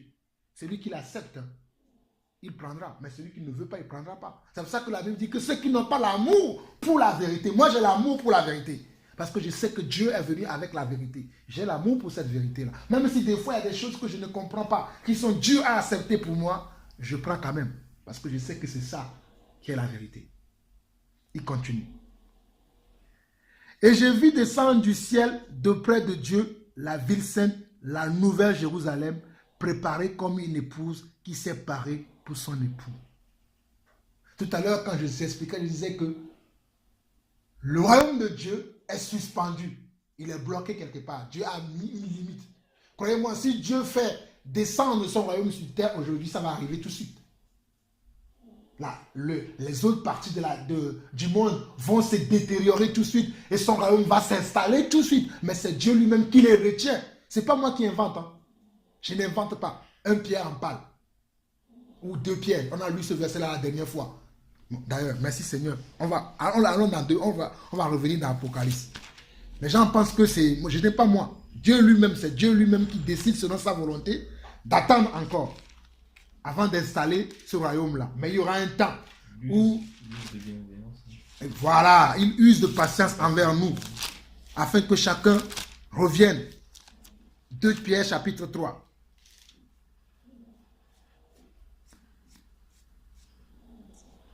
Le royaume de Dieu, c'est encore le jour du Seigneur. Le royaume de Dieu peut porter plusieurs noms dans la Bible. Le royaume de Dieu, c'est encore le jour du Seigneur. Lisons 2 Pierre chapitre 3. Voici déjà, bien-aimés, la seconde lettre que je vous écris. Dans l'une et dans l'autre, je cherche à éveiller par des avertissements votre saine intelligence, afin que vous vous souveniez des choses annoncées d'avance par les saints prophètes et du commandement du Seigneur et Sauveur enseigné par qui? Par vos apôtres. Sachez avant tout que dans les derniers jours, il viendra des moqueurs avec leur raillerie et marchant selon leur propre convoitise. Ils disent, où est la promesse de son avènement? Oui, on nous a toujours parlé du royaume de Dieu. Où est-il ce royaume de Dieu? Il est où ce royaume de Dieu? Il est où? Il est où? Il est où le royaume de Dieu? Il est où? Il est où? On le cherche avec une torche. Mais nous l'avons. En tout cas, je ne sais pas pour vous, mais moi je connais le royaume de Dieu. Car depuis que les pères sont morts, tout demeure dès le commencement. Tout demeure comme dès le commencement de la création. Ils veulent ignorer en effet que les cieux existaient autrefois par la parole de Dieu, ainsi qu'une terre tirée de l'eau et formée au moyen de l'eau, et que par ces choses, le monde d'alors périt. On nous dit que ce monde-là, d'alors, va périr. C'est ce que nous sommes en train de lire dans l'Apocalypse. Hein? Ce monde d'alors périt, submergé par l'eau, mais la même parole, par la même parole, les cieux et la terre d'à présent sont gardés et réservés. Pourquoi? Pour le feu. C'est comme nous avons lu tout à l'heure dans le chapitre 20 de l'Apocalypse. Pour le jour du jugement et de la ruine des hommes comment? Des hommes impies, ça va dire des hommes pécheurs. Mais il y a une chose bien aimée que vous ne devez pas ignorer, c'est que devant le Seigneur, un jour est comme 1000 ans et 1000 ans sont comme un jour.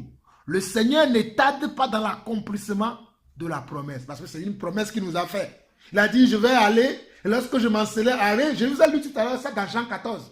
Je vais vous préparer une place et je vais revenir vous chercher. Avant que vous et moi nous posons cette question-là, il y avait des gens qui le disaient déjà. C'est pour ça que Pierre a écrit ça.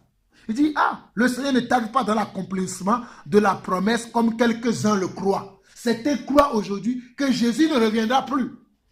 D'autres croient qu'il est même déjà venu. Mais il dit quoi? On dit que mais le Seigneur use de pensée envers nous, ne voulant pas qu'aucun périsse, mais voulant que tous arrivent comment? À la repentance. Mais ce jour-là, le jour du Seigneur, ce royaume-là viendra comme un voleur lorsqu'on n'entend pas. Verset 10, le jour du Seigneur, le royaume du Seigneur va dire, je vais dire, le royaume de Dieu viendra comme un voleur. En ce jour-là, les cieux passeront avec fracas, les éléments embrasés se dissoudront et la terre, avec les œuvres qu'elle renferme, sera consumée. C'est ça que nous sommes en train de lire là. Bon, revenons à Apocalypse 21. C'est ça que nous sommes en train de lire. L'accomplissement de ce que Pierre dit là, c'est ça en Apocalypse chapitre 21. Où cette terre, comme nous avons vu là, les éléments embrasés vont dissoudre, c'est ça. C'est pour ça qu'on nous dit que puis je vis un nouveau ciel. Avant qu'il y ait quelque chose de nouveau, il faut que l'ancien soit comment? Soit disparu. Puis je vis un nouveau ciel et une nouvelle terre, car le premier ciel et la première terre avaient disparu, et la mer n'était plus. Et j'ai vu descendre du ciel, d'auprès de Dieu, la ville sainte. Comment? La ville sainte. La nouvelle Jérusalem, préparée comme une épouse qui s'est parée pour son époux. J'entendis du trône une forte voix qui disait, dans le royaume de Dieu, Dieu va s'asseoir maintenant, on va le voir. On va l'entendre. Il dit, voici le tabernacle de Dieu avec les hommes. Avec qui? Les hommes. Il habitera avec eux, ils seront son peuple et Dieu lui-même sera avec eux. Est-ce que quelqu'un est déjà assis avec nous, avec Dieu? Donc ceux qui disent qu'il y a eu déjà l'enlèvement, ils sont avec qui? Parce que c'est des choses que nous allons vivre. Moi j'attends ça. Mais il y en a qui disent que non, c'est déjà passé. Ça va encore passer. Ça ceci passé. Ça c'est cela. Je ne sais pas. Mais ce jour-là, je l'attends. Donc le royaume de Dieu, bon, il y a encore plusieurs choses à expliquer concernant ça, mais ce n'est pas là le but. Mais le royaume de Dieu, dans ce royaume-là, ce jour-là, nous serons avec Dieu, face à face comme ça. Mais ce n'est pas moi qui le dis, hein, il le dit. Il dit, je vais relire. Voici le tabernacle de Dieu avec les hommes. Il habitera avec eux. Aujourd'hui, Dieu habite en nous au travers de quoi? Au travers de son esprit. Là, notre esprit sera aussi avec l'esprit de Dieu. C'est pour ça que je vous ai lu 1 Corinthiens 15 pour que vous puissiez comprendre. Parce que dans le ciel, nous n'aurons pas ces chairs-là. Nous n'aurons pas ça. Nous serons tous des esprits, comme Dieu lui-même il est esprit. Nous serons aussi des esprits dans sa présence. Et nous serons ensemble ce jour-là. Lui-même avec eux. Il essuiera toute larme de leurs yeux. Aujourd'hui, j'ai encore des larmes. Il y a des jours où je pleure. Mais dans le royaume de Dieu, je ne pleurerai plus. C'est une promesse que Dieu m'a donnée et je l'attends. Ce n'est pas moi qui invente. Il essuiera toute larme de leurs yeux et la mort ne sera plus. Il n'y aura plus ni deuil, ni cri, ni douleur, car les premières choses sont passées, sont disparues. Les premières choses, c'est ça ce que nous avons encore aujourd'hui. La lutte dans la chair. La lutte avec le péché. La lutte avec le mal. Car dans la présence de Dieu, il n'y aura plus de mal. Mais Dieu, au travers de son esprit, lorsque la trompette sonnera, il va nous libérer de cette chair-là qui lutte. Mais nous avons besoin de lutter pour nous sauver. Mais à la dernière minute, Dieu va, selon son conseil, parce que c'est lui qui a décidé comme ça, il va lui-même venir nous enlever de cette chair. Il viendra, il va dire, bon, esprit de Patrick, viens maintenant. L'esprit va sortir de Patrick. La chair va rester. La chair qui est soumise à l'incorruptibilité. La chair qui est soumise au péché. La chair qui est soumise aux convoitises. Dieu va délivrer maintenant cette chair. La chair qui est soumise à la mort. Dieu va les délivrer. C'est comme on prend quelque chose dans quelque chose. Dieu va venir prendre l'esprit. Parce que c'est l'esprit qui va avoir accès. S'il n'est pas toujours souillé. Parce qu'on peut souiller l'esprit. Si l'esprit est souillé, tu ne pourras pas. Mais si l'esprit est resté, est gardé dans la sainteté, dans la pureté, il pourra avoir accès à la présence de Dieu. Il pourra avoir accès au royaume de Dieu. Il continue. Verset 5. Celui qui était assis sur le trône dit, voici, je fais toutes choses nouvelles. Est-ce que Dieu a fait toutes choses nouvelles déjà? Non. En ce jour-là, toute chose sera nouvelle pour nous. Il y aura une nouvelle terre. Il y aura un nouveau ciel. Il y aura des nouveaux arbres. Des arbres que nous n'avons jamais vus. Des fruits que nous n'avons jamais vus. C'est ça que nous verrons là-bas. Il y en a certains. Moi, je n'ai pas encore eu la grâce. J'ai fait plusieurs songes dans ma vie. Mais je ne peux pas dire aujourd'hui que c'est... Je sais qu'il y a des gens qui disent ça. Gloire à Dieu pour eux. Mais je ne peux pas prétendre d'une manière certaine et absolue que tout ce que Dieu m'a fait voir, des fois par des songes, que c'est là, ça vraiment le nouveau ciel. Je ne peux pas prétendre ça. Parce que je ne suis pas sûr de cela pour l'instant. Mais je dis, hein, ça ne me concerne que moi. Mais il y a certains qui sont sûrs parce que Dieu leur a dit. C'est ce que tu as vu ici là. Va dire sur la terre que c'est comme ça que ce sera le ciel. Il y a des gens qui donnent des témoignages comme ça. Mais moi, je n'ai pas encore eu cette grâce de pouvoir voir ça. Le ciel, comment il est, je ne l'ai pas encore vu. J'ai eu des expériences, mais j'ai encore quelques doutes. Que le Seigneur lui-même m'éclaire. Je continue. Il dit, et celui qui était assis sur le trône dit, voici, je fais toutes choses nouvelles. Et il dit, écris, car ces paroles sont certaines et comment? Et véritables. Aujourd'hui, qu'est-ce que les gens font? Ils veulent dire que la parole de Dieu n'est pas certaine, ni véritable. Mais la Bible nous fait comprendre que la parole de Dieu est comment? Est certaine et véritable. Et il dit, et il me dit, c'est fait. Je suis l'alpha et l'oméga, c'est-à-dire le commencement et la fin. Le commencement, c'est tous les royaumes qui se mélangent. Mais à la fin, il y aura un seul royaume. Dans le commencement, tout le monde prend son royaume. Ah, moi, mon royaume, dans mon royaume, c'est la fornication. Ah, moi, dans mon royaume, c'est l'orgueil. Ah, moi, dans mon royaume, c'est l'adultère. Tout le monde place son royaume comme il veut. Mais à la fin, il y aura un seul royaume. Il y aura l'oméga à la fin. L'oméga à la fin. Dieu va implanter son royaume. Il dit quoi? À celui qui a soif, je donnerai de la source de l'eau, de la vie, gratuitement. Celui qui vaincra héritera ces choses. Je serai son Dieu et il sera comment? Mon fils. Celui qui persévérera et qui va vaincre, c'est lui qui va comment? Qui va hériter le royaume de Dieu. Et Dieu dit, je serai comment? Son Dieu et lui sera comment? Mon fils. Donc dans le royaume de Dieu, c'est où? C'est le ciel, c'est le nouvel Jérusalem. On dit c'est le ciel, mais il ne va pas rester définitivement au ciel. Il va s'étendre jusqu'à la terre. Pour l'instant, Dieu l'a délimité simplement à un certain niveau que vous et moi, nous n'avons pas assez pour l'instant.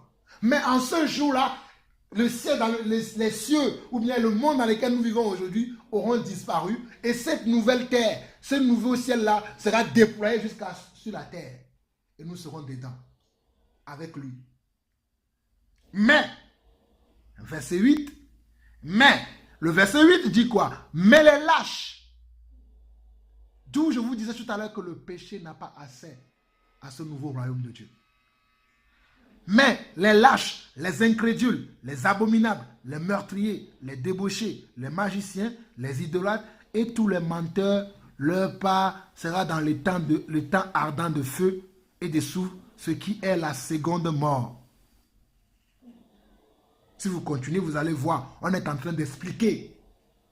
Moi, je ne vais pas rentrer parce que ce n'est pas là le but. Si vous continuez, on est en train d'expliquer comment sera ce nouveau royaume de Dieu. Bon, j'ai pas, mais le Seigneur me pousse à aller expliquer. Je vais expliquer la suite de ce nouveau Jérusalem, ce nouveau royaume de Dieu dans lequel nous irons, comment elle sera. Verset 9. Puis un des 7 anges qui tenait les 7 coupes remplies des 7 derniers fléaux vint et il m'adressa la parole en disant, viens, je te montrerai l'épouse et la femme de l'agneau. Il me transporta en esprit sur une grande et haute montagne et il me montra la ville sainte, Jérusalem, qui descendait du ciel d'auprès de Dieu, ayant la gloire de Dieu. Jérusalem qui descend d'où?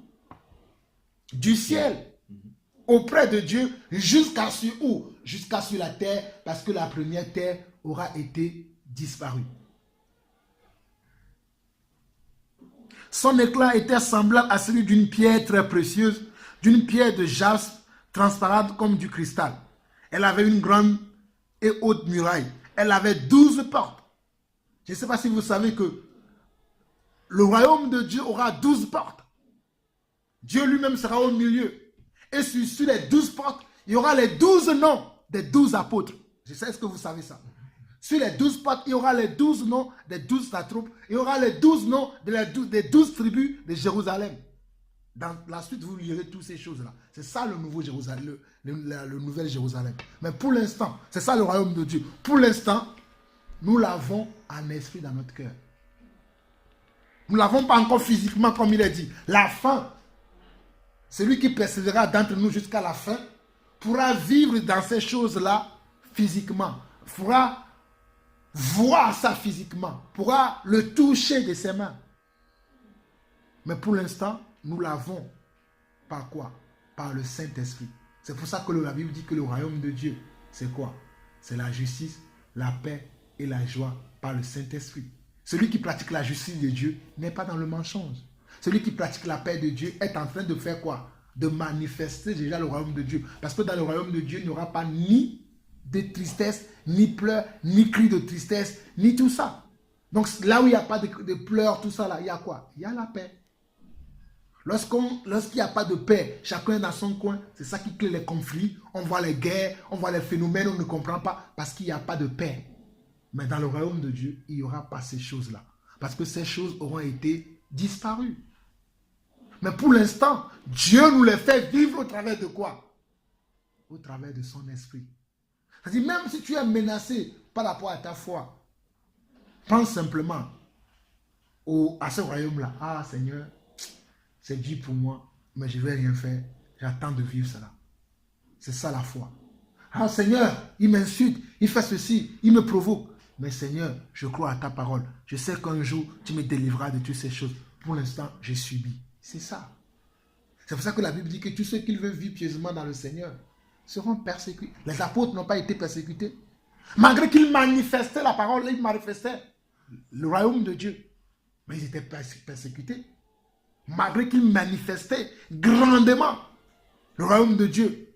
À tel point, aujourd'hui on ne voit pas. On voit le royaume de Dieu manifester, mais pas au point où les apôtres le manifestaient. Mais malgré cela, les apôtres étaient maltraités. Mais nous aujourd'hui, vu le peu qu'on fait, on est déjà découragés. Non! Dans le royaume de Dieu, il n'y a pas le découragement. Il n'y a que le courage. Il n'y a que l'encouragement dans le royaume de Dieu. C'est pour ça que vous allez voir que l'apôtre Paul, dans tous ses lettres, il dit toujours, regardez les souffrances que j'ai eues, mais le Seigneur m'a délivré de toutes. Ou bien il va dire, je fais mention de vous dans mes prières. Ou bien il dira, je vous encourage à être comment? Ferme. Mais nous, est-ce que nous sommes fermes aujourd'hui? Mais pourtant, nous connaissons. C'est pour ça que tout à l'heure, je disais au frère qu'il connaît le royaume de Dieu. Il le connaît, c'est pas qu'il, c'est quelque chose qui est en lui. Mais il n'est pas conscient de cela. Des fois, on n'est pas conscient de tout ce que Dieu a mis en nous. C'est pour ça qu'on a besoin aussi de méditer la parole. C'est en méditant la parole, Dieu va mettre des points sur les choses qu'il a mis en toi. Ah, tu vois, tu viens de lire ça là. Ça, c'est quelque chose que j'ai déjà mis en toi. Parce que Dieu dit aussi dans sa parole que personne n'enseignera plus son prochain. Je mettrai. Dieu a mis tout en nous. Hein. Ce que je suis en train de dire là, je suis en train de veiller ce que Dieu a déjà mis en vous. C'est des choses qui sont en nous, mais ils sont en train de dormir. C'est comme si c'est ça somnole quelque part. Moi, je suis juste là pour les réveiller. Réveiller l'Esprit de Dieu en chacun de nous pour qu'on aille vers Dieu. Bien sûr, évidemment, si nous avons l'amour pour la vérité. Parce qu'il y en a qui ne veulent pas ça. Eux, ils préfèrent que non, que je leur dise que non, tu peux aller attraper la femme de ton voisin, fais ce que tu veux avec, c'est normal. Tu peux aller attraper un homme, même si tu es un homme, tu fais ce que tu veux avec, c'est normal. Dieu aime ça. Dieu n'est pas méchant. Mais non, dans ma Bible, il n'est pas écrit cela. D'ailleurs, c'est pour ça que tout à l'heure, je disais que le message que Dieu me donnait pour notre partage aujourd'hui, c'était quelle parole nous croyons aujourd'hui. Beaucoup ne croient plus à la parole de Dieu. Beaucoup ne croient plus à la vraie parole de Dieu. On croit aux paroles que nous entendons aujourd'hui, qui nous plaisent, qui sont bien qui sonnent bien à notre oreille. C'est d'ailleurs ce que la Bible dit. On ne croit plus à la vraie parole de Dieu. La vraie parole de Dieu, on ne croit pas à ça. Alors que nous devons croire à la parole de Dieu, qui est la vraie parole. Mais Dieu permettra que la prochaine fois, on en parle. Parce que je ne veux pas trop qu'on soit dans plusieurs choses, il y a un temps pour tout. Si Dieu a permis qu'on puisse savoir aujourd'hui c'est quoi véritablement son royaume, prenons le temps pour savoir quel est véritablement son royaume. Quel est véritablement le royaume? Et le royaume aussi dépend de la parole. Parce que le royaume de Dieu se manifeste de plusieurs façons. Certains, le royaume de Dieu s'est manifesté chez eux par une guérison. D'autres, le royaume de Dieu s'est manifesté chez eux par une délivrance. D'autres, le royaume de Dieu s'est manifesté chez eux par une repentance. D'autres, le royaume de Dieu est manifesté chez eux par un pardon, par un don particulier.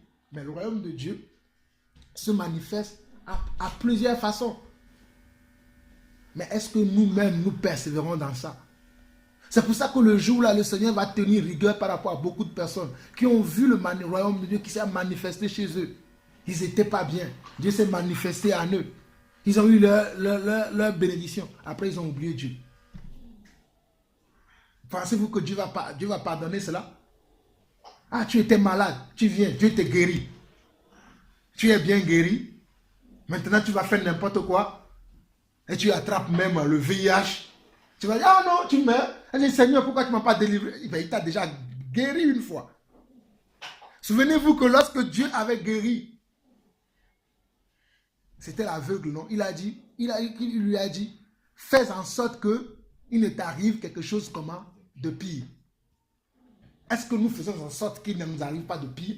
Ou bien nous pensons que non, mais Dieu, c'est notre voisin à côté là. Je peux faire ce que je veux, je viens taper à la porte. Hey, Dieu là, non, fais-moi ça là, il va le faire. Non, Dieu n'est pas obligé. Mais toi, tu es obligé de suivre sa parole. Mais j'ai dit quand même encore que Dieu est compatissant. Si jamais il t'arrive de faire tes gymnastiques, toi qui aujourd'hui penses que Dieu c'est Astarté, demain c'est Dieu Diane, après demain c'est Dieu Mohamed, et après, ah non, c'est lui, c'est lui le Messie. Je reviens vers le Messie, lui va encore t'accepter.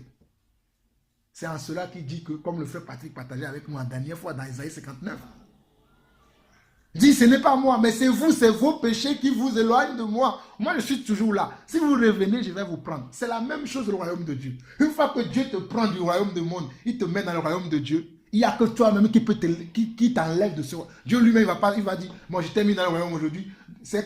Dieu n'est pas comme un homme. Hein. Bon. Amen. Merci Seigneur. Vous allez dire que je...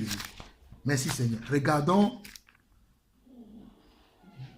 Je pense, si je ne me trompe pas, c'est Nombre qui parle de ça. Nombre.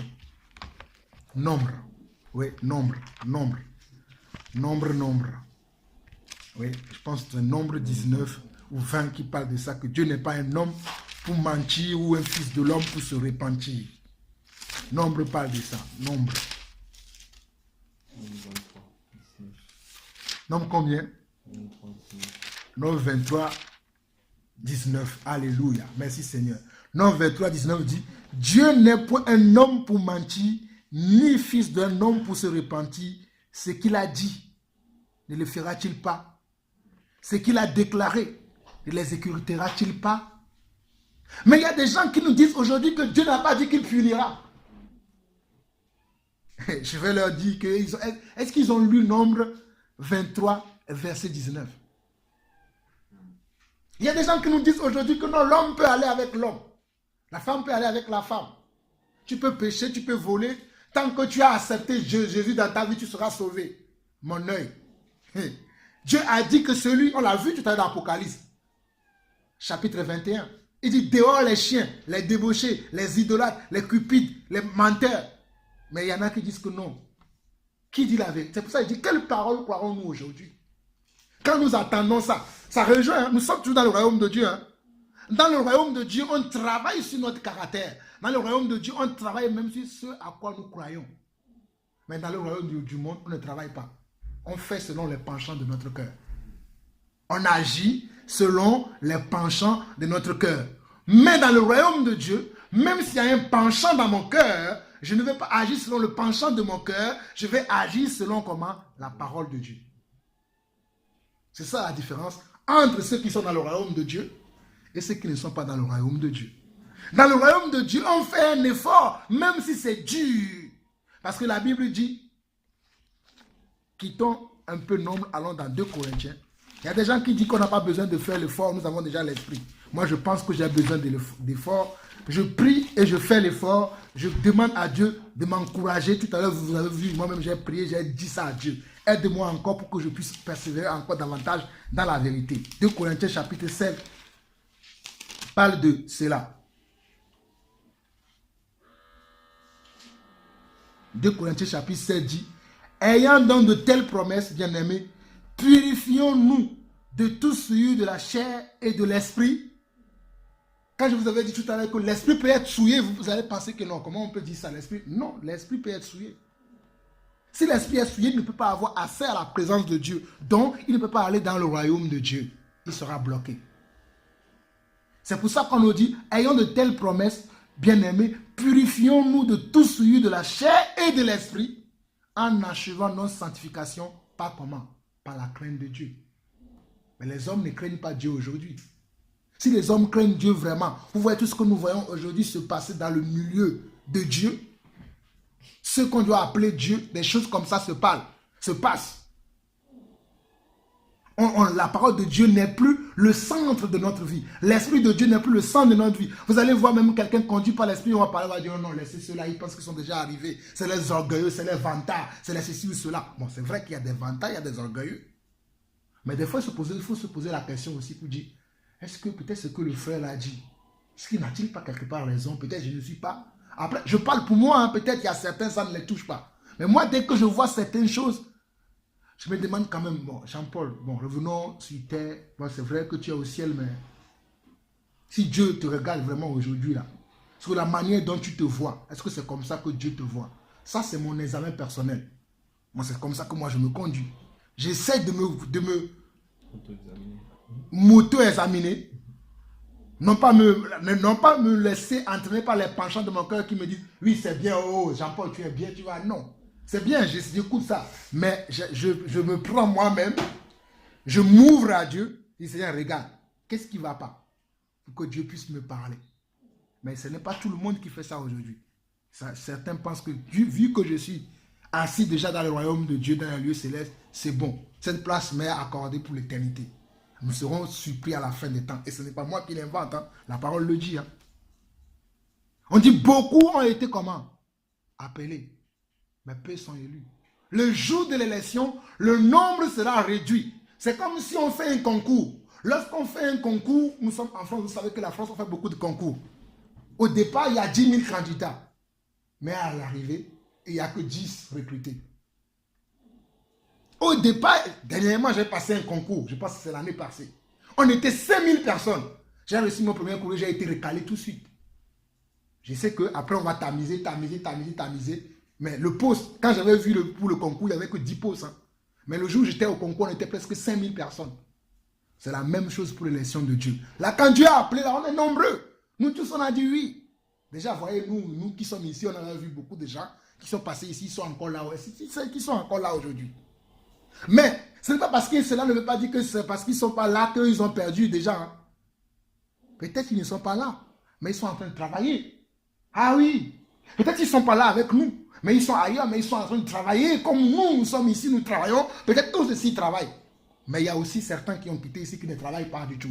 Ils ont dit non, mais ça, c'est pas pour moi. Je préfère aller vivre comme je veux, faire ce que je veux. Ça là, je vais attendre encore un peu pour revenir.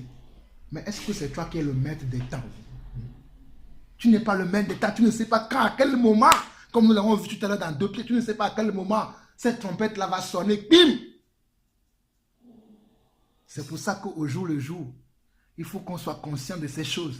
C'est pour ça que Pierre dira dans 1 Pierre que malgré que vous savez ces choses-là, je vais vous les répéter tous les jours afin que vous ne vous laissez pas. Parce que l'homme, comme ça, peut dire, ah oui, je suis fort. Mais on peut se laisser séduire vite fait.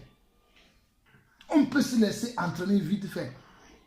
Parce que si on n'attend pas les mêmes messages, si on vient nous dire que non, c'est bien, tu vas réussir, oh, Patrick, oh non, quand je te vois, c'est sûr que tu vas réussir. Non, mais oui, non, j'ai vu déjà que tu prends soin de ton épouse. Oui, j'ai vu déjà que non, mais tu lis la Bible, tu y vas, non, mais c'est bon.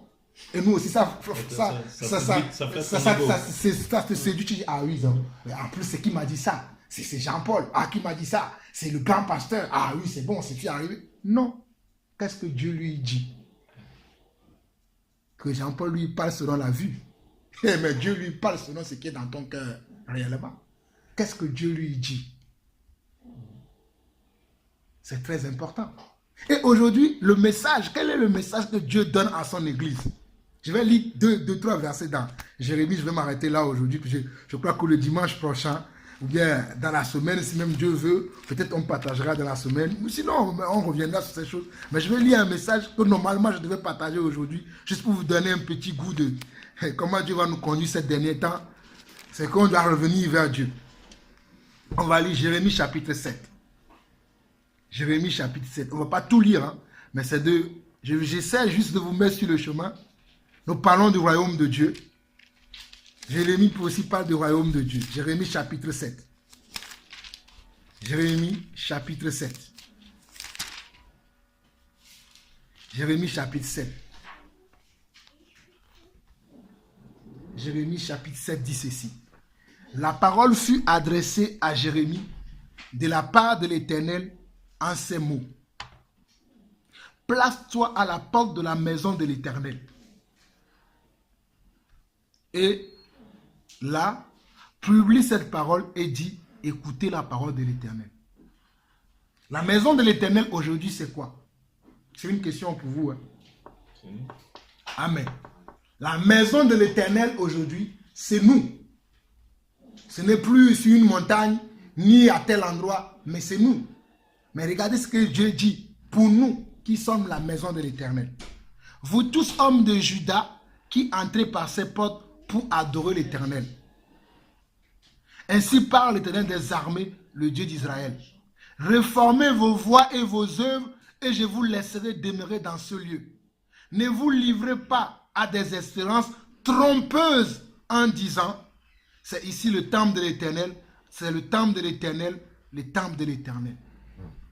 Combien de personnes aujourd'hui qui oublient que c'est eux-mêmes qui sont le temple, qui sont dans les endroits et ils disent, ah, nous sommes, où tu es où? Je suis parti dans les temples de l'Éternel. Tu es parti où? Je suis parti dans les temples de Dieu.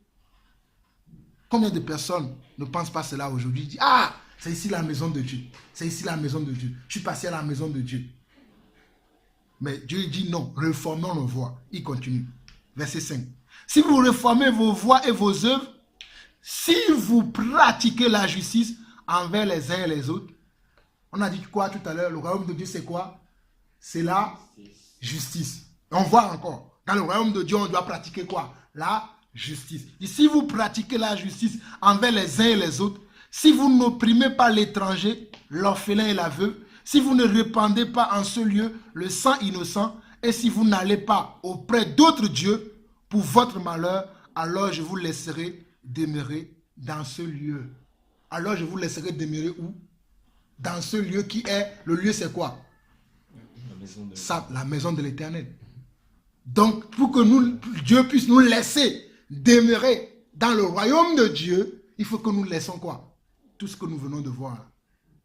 Si nous ne le laissons pas, nous ne pouvons pas demeurer dans la maison de l'Éternel, cette maison qui va venir, qui par l'instant, il agit en nous par l'esprit, mais elle va devenir physique plus tard, selon la parole de Dieu, quand Dieu lui-même, il va dire, c'est bon maintenant, rentrons dans ma maison. Il continue. Alors je vous laisserai, verset 8, mais voici, vous vous livrez à des espérances trompeuses. Beaucoup se livrent aujourd'hui à des espérances trompeuses. On espère à des choses, mais ce sont des choses qui ne sont pas vraies. Vous vous livrez à des espérances trompeuses qui ne servent à rien. Quoi? Ils se disent quoi? Ils disent dérober, tuer, commettre de l'adultère, jurer faussement, offrir de la sang à Baal, aller auprès d'autres dieux que vous ne connaissez pas. Puis vous venez vous présenter devant moi dans cette maison sur laquelle mon nom est invoqué. Et vous dites, nous sommes délivrés. Beaucoup ne font-ils pas ça aujourd'hui? Je vais rester là aujourd'hui.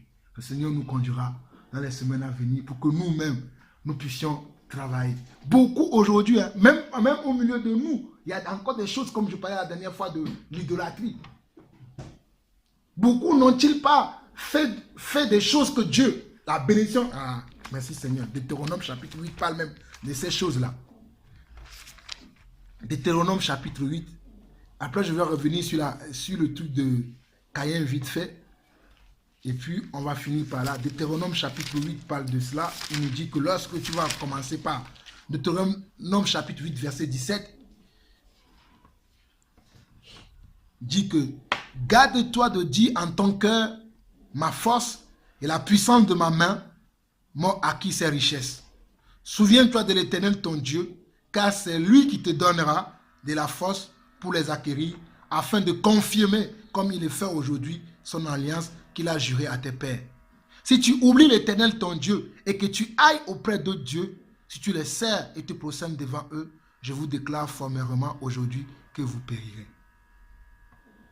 Combien de gens Dieu n'a-t-il pas béni, même s'ils ne sont pas croyants, hein, mais qui pensent que c'est parce qu'ils ont fait des études, ils ont bac plus 10, qui sont des, je ne sais pas quoi, des députés, des présidents, des maires, des ceci, des directeurs d'école, tous les titres que nous savons. Combien de gens ne font pas ça aujourd'hui, oubliant que c'est Dieu qui les a bénis? Combien de gens n'ont pas une famille aujourd'hui? Ah Seigneur, ils ont tellement prié. Moi aussi, je voulais qu'on m'appelle madame. Ils sont madame aujourd'hui. Leur mari est devenu leur Dieu. Ils ne jurent que par leur mari. Je ne dis pas que bon, il ne faut pas aimer nos conjoints. Je ne dis pas qu'il ne faut pas les respecter. Mais il faut que chacun soit à sa place. À César, ce qui est à César. À Dieu, ce qui est à Dieu. J'aime bien mon épouse. D'ailleurs, il m'a fait une bonne sauce que j'ai mangée hier, que j'ai même mangé avant de venir partager avec vous aujourd'hui. Mais elle ne remplacera jamais Dieu dans mon cœur. Quand même que j'ai des bons moments avec elle. Vous croyez-moi quand je dis des bons moments? Des bons moments. Et des fois, elle me manque beaucoup. Mais Dieu, elle ne la remplacera pas pour moi.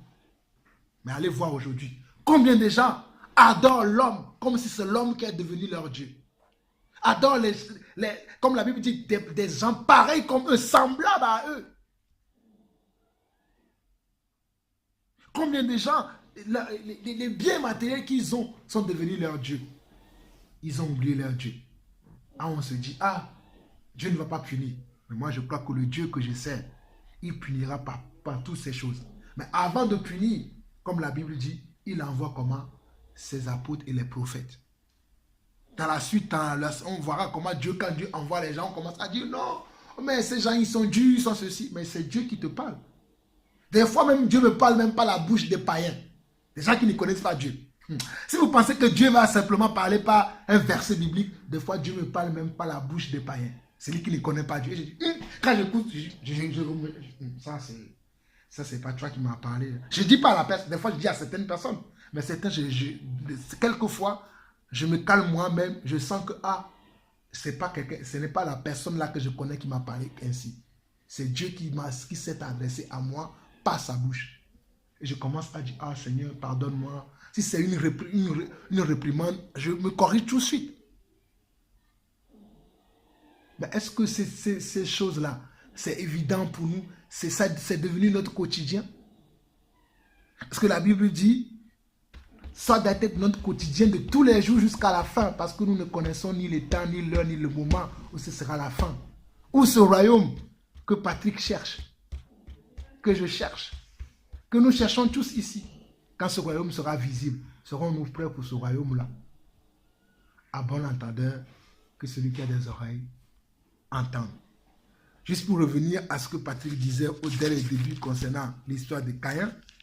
Au fait, je voulais dire la dernière fois le péché, mais c'est vrai que ce que j'ai dit, si quelqu'un n'est pas vraiment n'est pas vraiment assis dans la parole, va peut-être mal comprendre, ou bien même ce que j'ai dit, je n'ai pas été au bout de mon idée dans ce que je disais que Caïn était...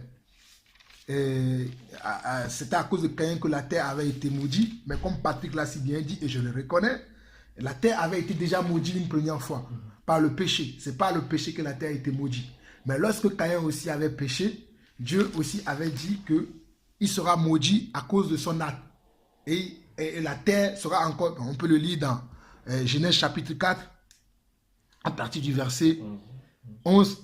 Maintenant tu seras maudit de la terre qui a ouvert sa bouche pour recevoir ta main le sang de ton frère. Donc on voit qu'à cause de l'acte que Caïn a posé, Dieu va le maudire encore. Il va bon, c'est vrai que la terre a été déjà maudite, mais Dieu va le maudire encore et va ouvert. Bon, la terre ne s'est pas ouverte, mais en signe de la malédiction que Dieu place sur sa vie, il va lui dire que la terre, tu seras maudit de la terre. Maintenant, tu seras maudit de la terre qui a ouvert sa bouche pour recevoir la main, pour recevoir de ta main le sang de ton frère.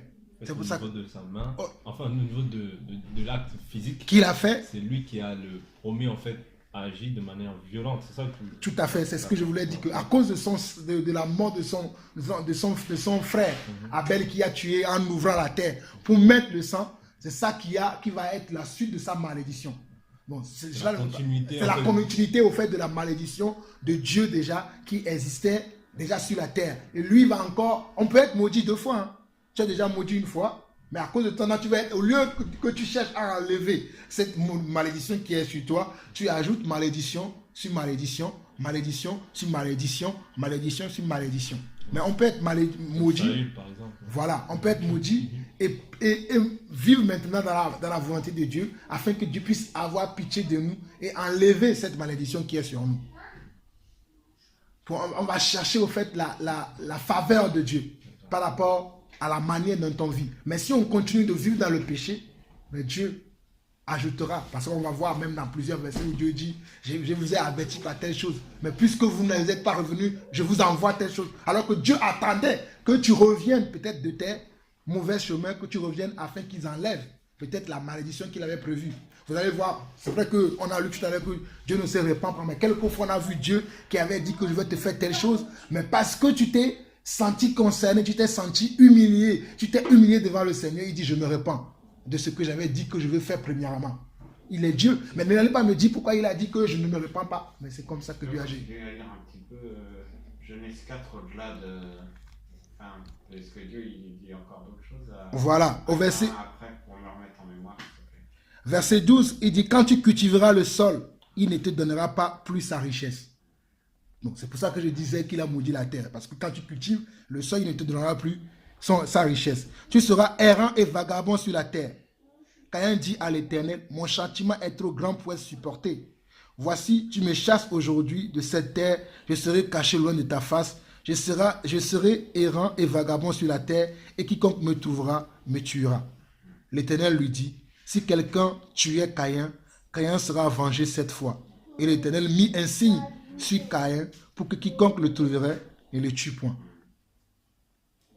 Voilà, donc c'est la suite. Après, il n'y a plus d'autres malédictions. Après bon, Caïn s'est marié, il y a eu des enfants, les enfants de Caïn ont eu des enfants, ainsi de suite, ainsi de suite. Mais voilà. Mais on voit que l'acte qu'il avait posé, le fait de tuer son frère, c'était quelque chose qui n'était jamais arrivé, quoi. Qui n'était jamais arrivé. Adam a péché, mais Adam a péché par la convoitise, au fait.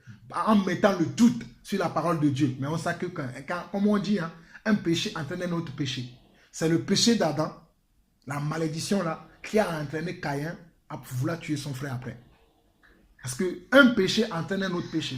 C'est pour ça que nous devons faire un effort de pouvoir travailler vraiment à notre vie de sanctification, à notre vie de sainteté, de pureté devant le Seigneur. De faire de telle sorte qu'on ne pêche pas. Parce que les péchés ont toujours leurs conséquences. Même si Dieu nous pardonne. Dieu avait pardonné certes Adam dans le jardin. Il les avait pardonnés, mais il les a punis quand même. Il y avait eu les conséquences. Et ces conséquences ont continué après. C'est pour ça que vaut mieux, la Bible le dit, hein, l'obéissance vaut mieux que quoi? Les sacrifices.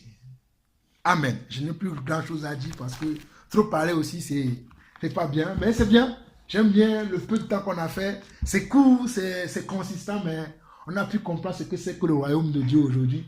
Sandra, je ne sais pas si elle veut dire quelque chose. Non, sinon le royaume de Dieu, c'était plus important pour nous. Aujourd'hui, on a compris ce que c'est que le royaume de Dieu aujourd'hui, dans sa profondeur, sa hauteur. Bon, peut-être on n'a pas tout vu, mais au moins on sait, on a l'assurance aujourd'hui que le royaume de Dieu, ce n'est pas que le manger et le boire. Même, je voulais partager aussi un truc de Jacques, mais après vous lirez. Jacques chapitre 3 parle de ça aussi, hein, parle du royaume de Dieu, parle de tout ça. Chapitre 3, 4, même 6, Jacques 6 aussi quand on parle de ça. Il parle des riches qui pensent que le royaume de Dieu, c'est quand on a la richesse sur ce monde, alors qu'il dit que ce n'est pas ça du tout. Donc le royaume de Dieu, ça englobe beaucoup de choses. Mais ce qui est le plus simple qu'on doit savoir, le royaume de Dieu, c'est là où règne quoi? La paix, l'amour, la joie par le Saint-Esprit. C'est là où le péché n'y est pas. Là où il y a le péché, ce n'est pas le royaume de Dieu. Là où il y a le mal, au fait, ce n'est pas le royaume de Dieu. Mais là où il n'y a pas le mal, c'est le royaume de Dieu. Parce que là où Dieu est, c'est saint. Quand nous voyons dans le livre des Actes des Apôtres, ou bien nous voyons aussi l'Apocalypse, on parle de comment dans les cieux, les anges sont dans la présence de Dieu. On dit que c'est un endroit beau, c'est un endroit où on est là pour louer le Seigneur, pour lui rendre hommage, lui rendre gloire. Donc c'est un endroit où tu ne peux pas venir avec un péché. Le péché ne peut pas avoir accès là-bas. Dès que le péché même il arrive, il est foudroyé. C'est pour ça que je vous ai donné l'exemple d'Ésaïe. Et il n'y a pas qu'Ésaïe, même Ézéchiel. Ézéchiel, lorsque Dieu voulait se présenter à Ézéchiel, il a toujours envoyé un ange d'abord pour que Ézéchiel soit purifié d'avance. Il envoie toujours l'ange pour que l'ange vienne. Dans le cas d'Ézéchiel et d'Ésaïe, l'ange est venu, il a touché la bouche d'Ésaïe. Ésaïe a dit, ah, moi qui suis pécheur. Mais quand l'ange est venu, l'ange l'a touché. L'ange lui dit, non, ne dis plus que tu es pécheur, à ce maintenant, Dieu t'a appuyé. Lui-même, il ne se voyait plus. Hein. Mais quand l'ange lui est venu, il a touché, tout de suite la gloire de Dieu l'a enveloppé. Donc, il n'est plus. Donc là, Dieu peut s'adresser à lui.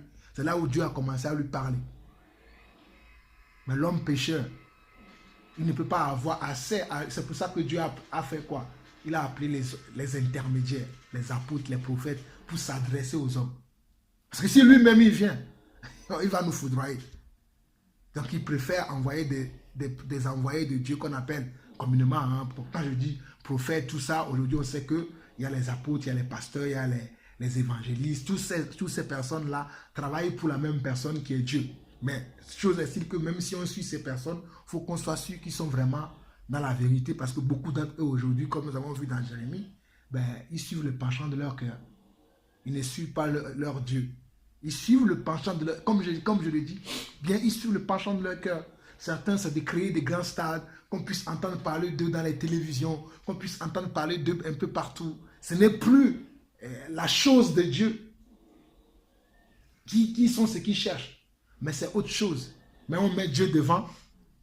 Dieu, c'est la marque de fabrique. Mais derrière, ce n'est pas vraiment Dieu qu'on recherche vraiment.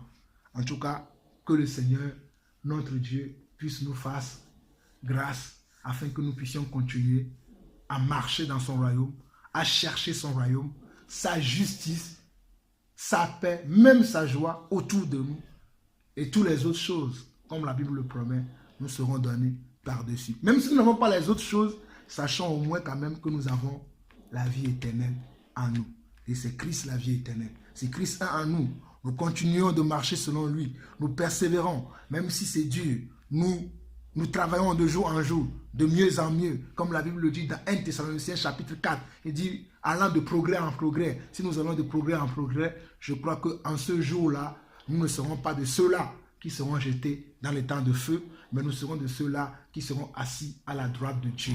Amen. Je ne sais pas si vous avez d'autres questions ou des choses à partager aussi. J'ai juste deux petits témoignages. Oui. C'est juste pour partager. Enfin, ça fait une visite spéciale, mais sur des échanges que j'ai eus avec des gens dans mon foyer dans la semaine.